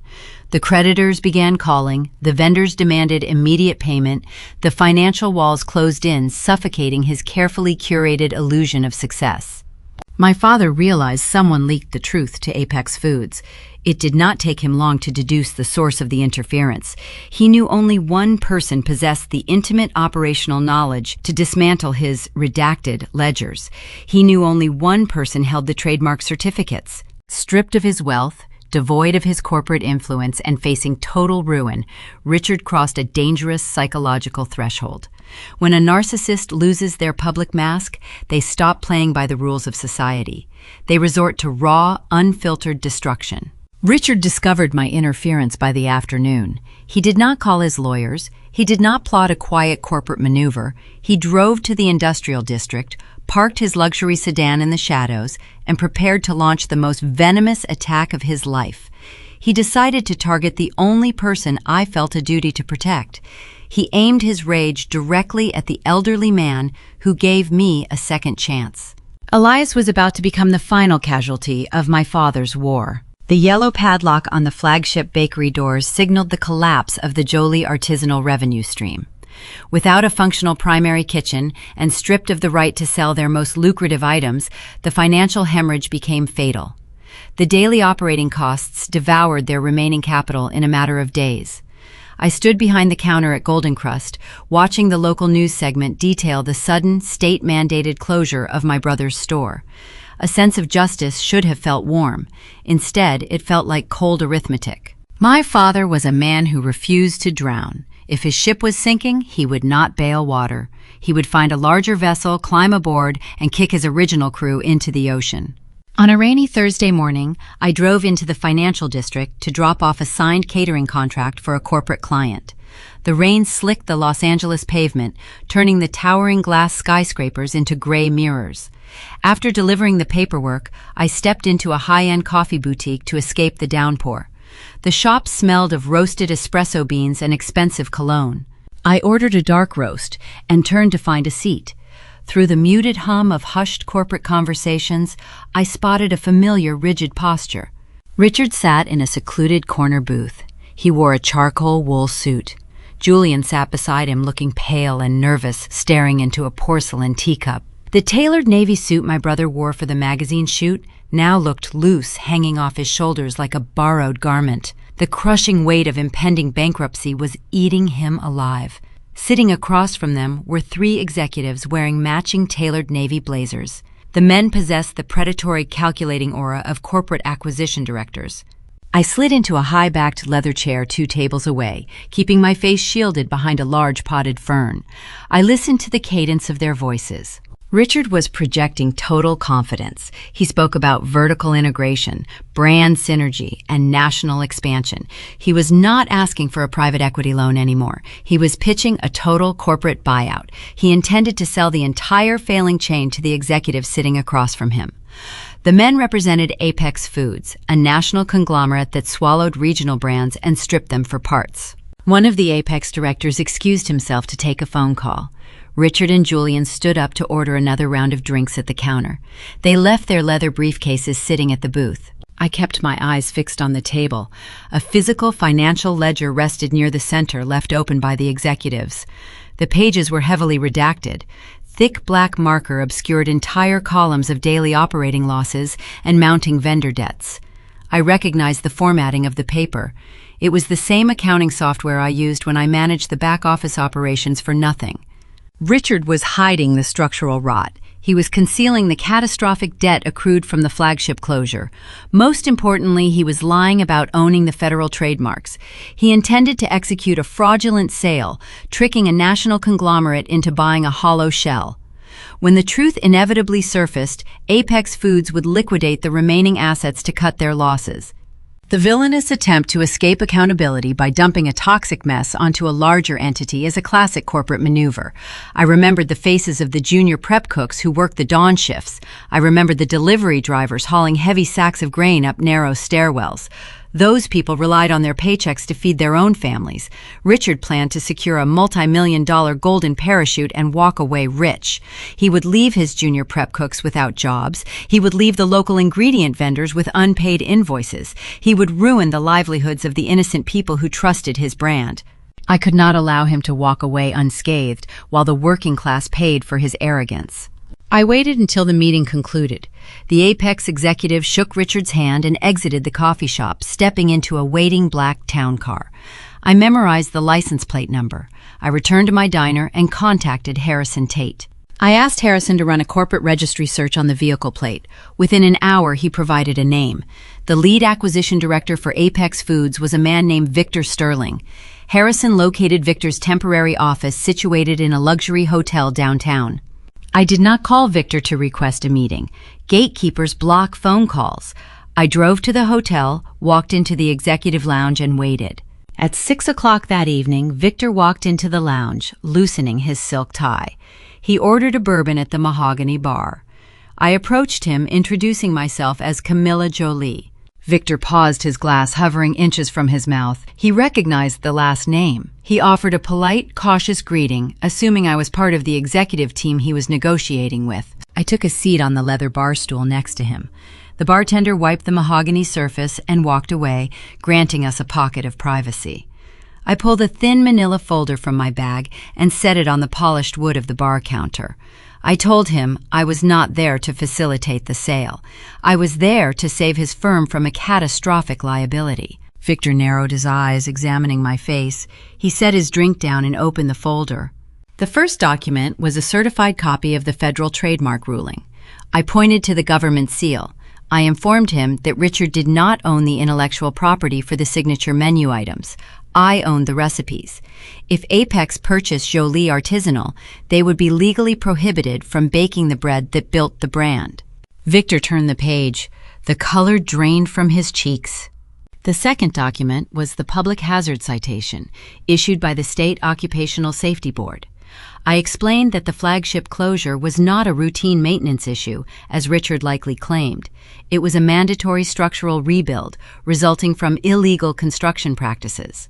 I turned to the final page. It was a truthful, unredacted projection of the bakery's current debt-to-income ratio, calculated from my intimate knowledge of their vendor contracts and supply chain costs. I told Victor that Richard's debt was twice the amount printed on the redacted ledger he viewed in the coffee shop earlier that day. The silence between us grew heavy. The ice shifted in his glass, cracking against the crystal rim. Victor was a man who evaluated risk for a living. He realized he was 48 hours away from authorizing a disastrous acquisition based on deliberate financial fraud. He looked at me, his expression hardening into cold corporate fury. He asked me why I was handing him this evidence. He assumed I wanted a consulting fee or a backdoor payout. I looked him directly in the eyes. I told him the cooks in those kitchens and the farmers delivering the grain did not deserve to go bankrupt just so my father could escape his own failures. I told him to cancel the deal. Victor closed the folder. He thanked me, picked up his briefcase, and walked out of the lounge. The fallout occurred the following morning. The reaction was swift and merciless. Apex Foods did not simply withdraw their buyout offer. Victor Sterling sent a scathing legal notice to Richard's corporate office, accusing him of fraudulent misrepresentation during the preliminary valuation process. The letter copied the primary commercial lending institutions in the city. Apex blacklisted Jolie Artisanal across the entire commercial sector, ensuring no other conglomerate or bank would ever touch the brand. The golden parachute vanished. The escape hatch slammed shut. Richard was trapped inside a burning building of his own creation. The creditors began calling. The vendors demanded immediate payment. The financial walls closed in, suffocating his carefully curated illusion of success. My father realized someone leaked the truth to Apex Foods. It did not take him long to deduce the source of the interference. He knew only one person possessed the intimate operational knowledge to dismantle his redacted ledgers. He knew only one person held the trademark certificates. Stripped of his wealth, devoid of his corporate influence, and facing total ruin, Richard crossed a dangerous psychological threshold. When a narcissist loses their public mask, they stop playing by the rules of society. They resort to raw, unfiltered destruction. Richard discovered my interference by the afternoon. He did not call his lawyers. He did not plot a quiet corporate maneuver. He drove to the industrial district, parked his luxury sedan in the shadows, and prepared to launch the most venomous attack of his life. He decided to target the only person I felt a duty to protect. He aimed his rage directly at the elderly man who gave me a second chance. Elias was about to become the final casualty of my father's war. The withdrawal of the conglomerate acquisition severed the final artery keeping the bakery chain alive. The following Monday, a grim silence settled over the industrial sectors of the city. Joly Artisanal formally submitted petitions for Chapter 11 bankruptcy protection. The legal maneuver is designed to pause debt collection, granting a failing corporation time to restructure its finances. For the junior line cooks, the delivery drivers, and the frontline cashiers, the filing meant immediate termination without severance. They arrived at their respective store locations to find heavy steel chains wrapped around the door handles. Taped to the glass were sterile printed notices instructing them to contact a restructuring officer regarding their missing final paychecks. I stood across the street from the downtown location holding a cup of black coffee, watching a young prep cook rattle the locked door. He carried a baby formula container in a plastic grocery bag. The infuriating reality of modern corporate failure is that the heaviest burden never falls on the executives who steer the ship into the rocks. The working class always absorbs the impact. My father did not intend to absorb any impact. Men who wear tailored wool suits and drink imported scotch view the legal system as a playground of convenient loopholes. I drove to the neon-lit dry cleaning plaza and climbed the stairs to see Harrison Tate. He sat behind his desk, surrounded by towering stacks of public court filings and corporate disclosure forms.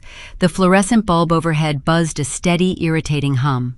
Harrison looked exhausted, rubbing his temples while staring at a glowing computer monitor. He handed me a printed spreadsheet detailing the official asset declaration Richard submitted to the federal bankruptcy court. The document cataloged the remaining value of the bakery chain.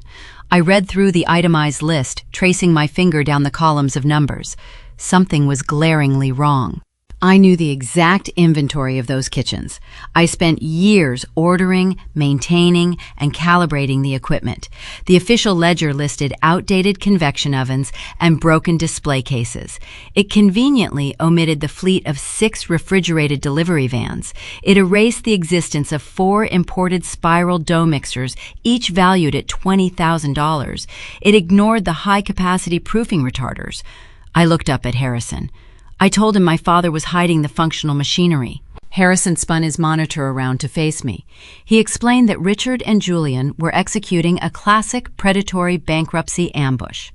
They knew the federal court would eventually force a public liquidation auction to sell off the company remnants to satisfy their creditors. To prepare for this event, my father and my brother were quietly siphoning the most valuable, profitable assets out of the primary corporate entity. They were transferring titles and deeds into a newly formed offshore shell company. Their strategy was sickeningly brilliant. They planned to let Joly Artisanal die, wiping away all their crippling debt. Then, during the liquidation hearing, they would use the hidden shell company to repurchase their own clean, debt-free equipment for pennies on the dollar. They intended to resurrect their empire under a new name, walking away rich while their former employees faced eviction. Harrison spent 48 hours unraveling the digital paper trail. He tracked the vehicle identification numbers of the missing delivery vans through a labyrinth of recent ownership transfers. The trail led to a limited liability corporation registered in the state of Delaware, utilizing a registered proxy agent to obscure the true owner. However, arrogant men always leave a fingerprint. Harrison pulled up the original incorporation documents. He pointed to the top of the page. The shell company was registered under the name Bella Ventures. I stared at the 2 words printed in bold black ink. A bitter, humorless laugh escaped my throat. Vanessa, my brother's image-obsessed wife, owned a pampered, purebred white toy poodle. She carried the dog inside designer leather handbags to luxury spa appointments and high-end boutiques. She named the animal Bella. Julian and Richard were so confident in their deceptive financial maneuvering that they allowed Vanessa to name the fraudulent offshore entity after her lapdog. It was a stunning display of hubris. They viewed the federal bankruptcy court with such profound disrespect that they mocked the process in plain sight. The discovery presented a critical tactical choice. The immediate instinct urged me to call the federal trustee assigned to the case and report the missing assets right then. Harrison advised against it. He warned that reporting the discrepancy early would merely result in an administrative correction. Richard's expensive attorneys would claim it was a simple clerical oversight, a minor accounting error. The lawyers would apologize, amend the paperwork, and my father would escape any real consequence. Harrison leaned forward, resting his elbows on his cluttered desk. He told me that if we wanted to truly break them, we had to let them step into the snare. We had to wait until they stood inside a federal courthouse, raised their right hands, and swore under penalty of perjury that their asset declaration was truthful and complete. Only then would the trap become inescapable. We spent the next several weeks quietly compiling an airtight dossier of evidence. We gathered the original purchase receipts for the imported spiral mixers. We pulled the historical vehicle registration logs for the refrigerated vans. We linked the offshore proxy agent directly to Vanessa's personal banking details. We built a fortress of undeniable proof, binding the fraudulent asset transfers to Richard and Julian with surgical precision. We locked the documents inside Harrison's heavy steel filing cabinet and waited in silence. During those weeks, Golden Crust continued to thrive. Elias expanded our operating hours to accommodate the influx of new customers. I hired 3 of the junior prep cooks who lost their jobs when Jolie Artisanal closed, offering them fair wages and stable schedules. I watched them work with a quiet sense of pride. They were the actual engine of the culinary industry, not the men wearing suits in glass offices. Without any viable path to reorganization, the federal judge presiding over the case lost patience. The court formally converted the Chapter 11 restructuring into a Chapter 7 liquidation. The judge ordered a full public hearing to auction off the staggering accumulated debt and the meager remaining assets of Jolie Artisanal. The date was set for a crisp Tuesday morning in early December. The venue was the towering federal courthouse in downtown Los Angeles, a monolith of polished granite and tinted glass. The morning of the hearing arrived with a biting chill in the air. The sky hung heavy with gray clouds, casting a muted light over the city streets. I stood near the towering marble pillars flanking the courthouse entrance, maintaining a discreet distance. I watched a sleek black town car pull up to the curb. The rear doors opened. Richard and Julian stepped onto the pavement. They did not look like men facing the total collapse of their legacy. They wore immaculate, custom-tailored suits. Their shoes shined in the morning sun.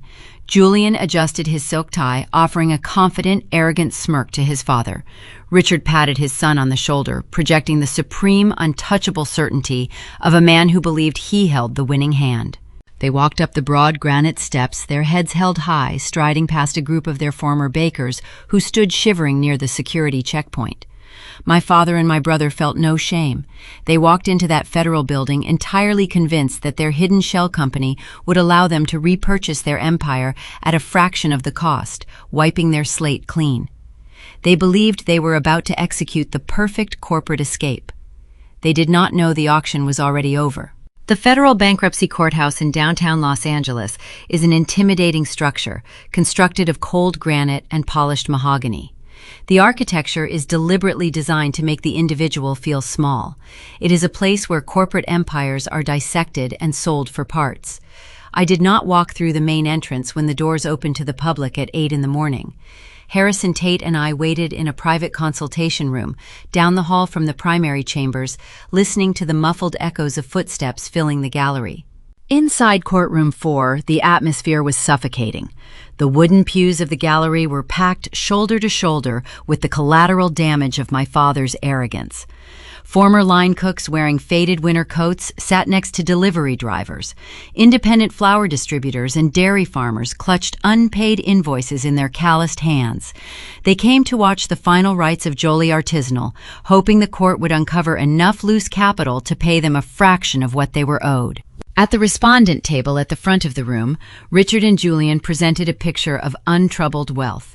They wore pristine, custom-tailored suits. My father sat with his back straight, his hands folded neatly over a leather portfolio. Julian leaned back in his heavy wooden chair, adjusting his silver cufflinks. They did not look over their shoulders at the men and women they forced into financial ruin. They stared straight ahead, projecting the aura of untouchable royalty, enduring a temporary bureaucratic inconvenience. Vanessa sat in the front row of the gallery, positioned directly behind her husband. She wore a subdued black designer dress and oversized dark sunglasses, playing the role of the tragic corporate wife navigating a devastating family hardship. She dabbed her dry eyes with a tissue whenever a court sketch artist looked in her direction. Judge Marcus Thorne presided over the hearing. He was a veteran jurist who possessed a deep, resonant voice and zero tolerance for courtroom theatrics. He struck his wooden gavel once. The sharp crack silenced the murmuring crowd. The judge opened the thick binder containing the Jolie Artisanal financial disclosures. He began to read the staggering ledger of debt into the public record. His voice droned through the quiet room, listing the catastrophic failures one by one. $7 million in defaulted commercial real estate leases, $2 million in unpaid vendor supply lines, hundreds of thousands of dollars in stolen employee wages and neglected benefit contributions. The numbers stacked upon each other, forming a towering monument to my family's incompetence. Julian did not flinch as the judge read the astronomical figures. A faint, arrogant smirk tugged at the corner of my brother's mouth. He leaned over and whispered something to the man sitting next to him.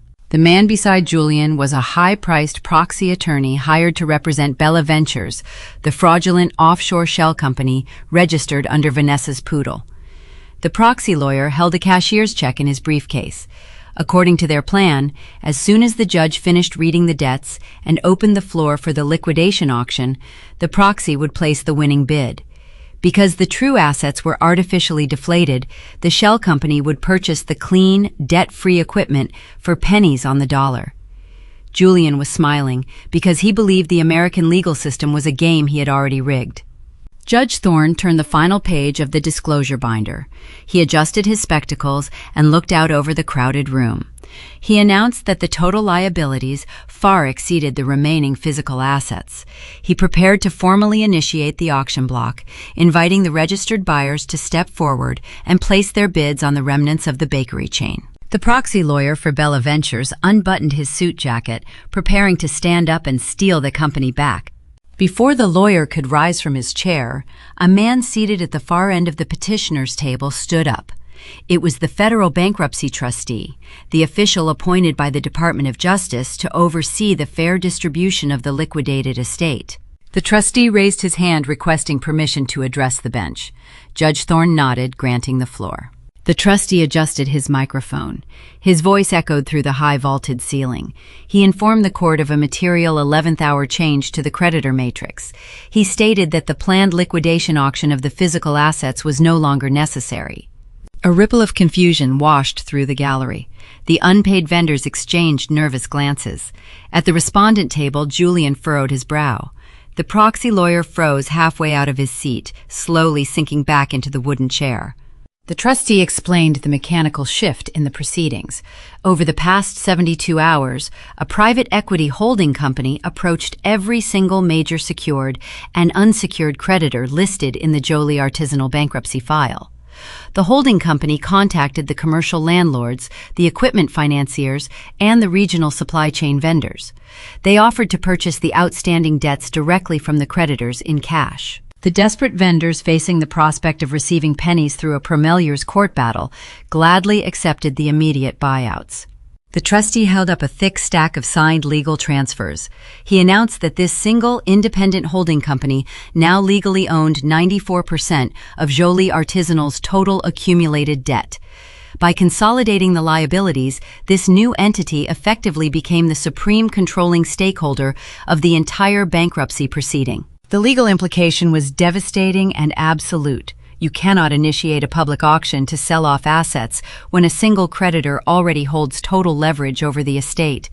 The new holding company possessed the unilateral authority to seize the remaining equipment, the properties, and the brand name to satisfy the debt they just purchased. The trap snapped shut with a resounding, invisible crack. I watched the scene unfold through the narrow rectangular window of the consultation room door. The transformation of my brother's face was a masterclass in sudden, catastrophic realization. The smug, arrogant smirk did not vanish instantly. It melted. The slight upturn of his lip froze, trembled, and slowly descended as the proxy lawyer leaned over and frantically whispered the truth into his ear. The lawyer explained that their offshore shell company was useless. Bella Ventures could not buy back the ovens and the delivery trucks because someone else just bought the right to seize them for free. Julian's skin turned the color of old parchment. He looked at his father, his eyes wide with unadulterated panic. Richard could not maintain his polished facade. The loss of control fractured his psychological armor. He spent his entire life bullying subordinates, bribing inspectors, and hiding behind expensive attorneys. Now, standing in a federal arena where money and intimidation could no longer save him, he broke. My father stood up. He slammed his palms flat against the mahogany table. The loud smack startled the court reporter. Richard ignored the strict protocols of the courtroom. He raised his voice, demanding to know the identity of the buyer. He shouted at the trustee, claiming the debt consolidation was highly irregular and demanding an immediate injunction to stop the transfer. Judge Thorne struck his gavel hard against the sounding block. The sharp noise cracked like a whip, cutting through Richard's frantic outburst. The judge ordered my father to sit down and remain silent, warning him that another outburst would result in an immediate citation for contempt of court. Richard slowly lowered himself back into his chair, his chest heaving, his jaw clenched so tight the muscles twitched beneath his skin. He was a king, realizing his castle was built on a fault line, and the ground had just opened up to swallow him whole. Judge Thorne adjusted his spectacles and looked down at the trustee's addendum. He stated that the debt transfer was perfectly legal and officially recognized by the federal court. He cleared his throat, preparing to enter the new primary creditor into the public record. The room fell into a deathly silence. The only sound was the hum of the central ventilation system. Judge Thorne read the name of the holding company aloud. Golden Zenith Holdings. The name hung in the cold air of the courtroom. Richard stared at the judge, his mind racing to identify the corporate entity. Julian looked back at Vanessa, who had lowered her dark sunglasses, her manufactured grief replaced by genuine confusion. I turned the brass knob of the consultation room. I stepped out into the hallway, followed closely by Harrison Tate. At the exact moment the judge finished reading the name, the heavy oak doors at the back of the courtroom swung inward. The heavy brass hinges groaned a low, resonant sound that drew the attention of every single person in the room. Every head in the gallery turned. The former prep cooks, the delivery drivers, the proxy lawyers, and the court clerks shifted their gaze toward the center aisle. Julian twisted around in his chair. Richard slowly turned his head, his eyes tracking the movement at the back of the hall. They expected to see a ruthless corporate predator, a team of aging Wall Street executives coming to claim their prize. They saw me instead. I did not wear a stained polyester apron. I did not have flour dusting my hands or burn marks on my forearms. I wore a sharp, tailored charcoal suit. My posture was flawless. My stride was measured and unhurried. I walked down the center aisle of the federal courthouse, the soles of my shoes clicking a steady, rhythmic cadence against the marble floor.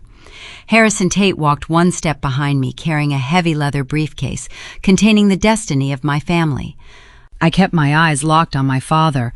I watched the final remnants of his arrogance shatter into a million irreparable pieces as he realized the invisible daughter he threw out on the street now owned every single thing he built. I walked past the wooden pews. The murmurs of the gallery faded into a stunned quiet. The former employees sitting in the crowd watched my progression down the center aisle. They recognized the baker who used to haul 50-pound sacks of flour up narrow stairwells. Now I walked past them as the primary stakeholder of the entire enterprise. The heavy double doors swung shut behind me, sealing the chamber. Harrison Tate set his leather briefcase on the petitioner table. He opened the brass latches and extracted the authenticated debt transfer certificates. He handed the thick stack of legal documents to the bailiff, who passed them up to Judge Thorne. The judge adjusted his spectacles, reading the names printed on the financial instruments. He looked down at me from his elevated bench. He asked if I represented Golden Zenith Holdings. I answered yes. I told him I was the sole managing director of the fund. How did a 28-year-old line cook acquire the leverage to buy millions of dollars in corporate liabilities? I did not act alone. The Silicon Valley event coordinator I saved from a catering disaster possessed deep connections within the venture capital sector. She remembered the baker who delivered perfection under pressure.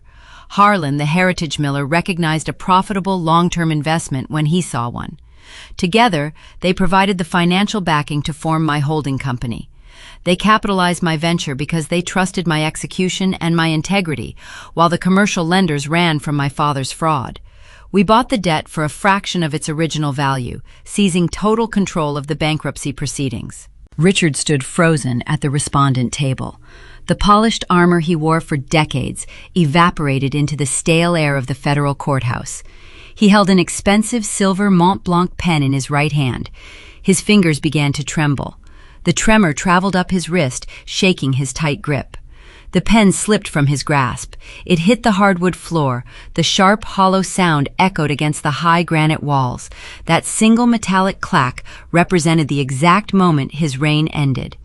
The offshore shell company he registered under his daughter-in-law's poodle was entirely worthless.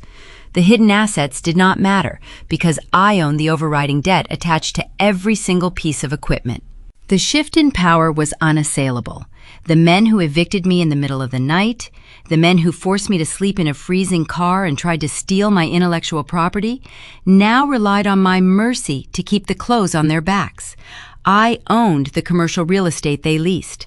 I owned the imported spiral mixers they used to bake my bread. I owned the refrigerated delivery trucks. I held their entire legacy in the palm of my hand. Judge Thorne cleared his throat. He stated for the public record that Golden Zenith Holdings possessed the unilateral authority to dictate the terms of the liquidation. He asked how I wished to proceed with the estate. I bypassed the petitioner table and stood directly in the center of the room.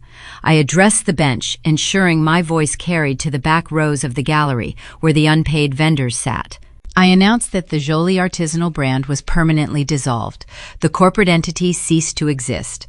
I told the court I was restructuring the entire chain under a new banner, Golden Crust. I informed the judge that Elias, the elderly diner owner who gave me shelter when my own blood turned me away, was being installed as a senior equity partner in the new enterprise.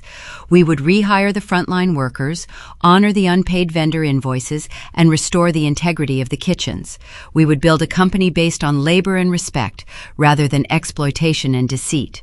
The gallery erupted into a spontaneous, muted wave of relief. I heard the sharp exhale of a dairy farmer sitting in the second row. I saw a former pastry chef wipe a tear from her cheek. They were not losing their livelihoods. They were getting their jobs back under management that valued their sweat. I presented a comprehensive restructuring plan that guaranteed back pay for every single worker my father laid off during his deceptive bankruptcy maneuver. The judge reviewed the documents and nodded his approval. The legal execution was flawless. Then I turned my attention to the respondent table. Julian sat paralyzed. His chest rose and fell in rapid, shallow breaths. The color drained from his face, leaving his skin the shade of cold ash. Vanessa stared at the floor, hiding behind her dark sunglasses, realizing her luxury lifestyle just vanished into thin air. She tried to speak, her voice trembling, dropping the victim act entirely. She asked what they were supposed to do now. How were they supposed to live? I did not offer her a response. The silence was the only answer she deserved. They would have to learn how to survive the way they forced me to survive, by starting over with $0 and a plastic garbage bag full of clothes. I looked at my brother. I told him his tenure as chief executive was over. I looked at my father. I told him his position on the board of directors was eliminated. I formally terminated their employment on the federal record. I fired them from the very company they founded. Richard broke protocol again, but this time he lacked his commanding fury. He stepped out from behind the heavy wooden table, his shoulders slumped forward. The arrogant patriarch reduced himself to a desperate, begging shell of a man. He pleaded with me in front of the silent gallery. He invoked the memory of my grandmother. He told me we were a family. He begged me to keep the management structure intact, to offer them a consulting role, to give them a fraction of the equity. He asked for the very thing he denied me for years, grace. He wanted the unearned privilege of remaining inside the empire. When he begged, he reached his hand out toward me. His palms were soft. They lacked the calluses of a baker. They were the hands of a parasite. He told me I owed him respect because he gave me my start. I reminded him that he gave me a broken dough mixer and an empty promise. I built the foundation with my own blistered hands. I did not raise my voice. I did not need to scream to be heard. True power speaks softly. I looked at the men who engineered my starvation, stole my recipes, and tried to ruin my mentor. I looked at the people who believed my only purpose was to serve their ambition in silence. I spoke the exact words my father used to banish me from his glass office 2 years ago, the words that launched my survival. I am the owner, I said coldly. You are just staff. I turned my back on them. I did not wait for the judge to strike his gavel. I walked back down the center aisle, my footsteps echoing in the quiet chamber. I left my father and my brother standing in the ruins of their own hubris. They had nothing left, no company, no leverage, no wealth, and no family. That is my story. A midnight eviction, a stolen recipe, and a courtroom reversal that changed the trajectory of my life forever. If you have ever been the invisible engine holding someone else's dream together, take this as your sign to walk away and build your own. Thank you for tuning in to Cherry Drama Stories. If this narrative resonated with you, share it with someone who needs the courage to set their own boundaries. Leave a comment below, hit subscribe, and remember that you never have to accept the role they assign you.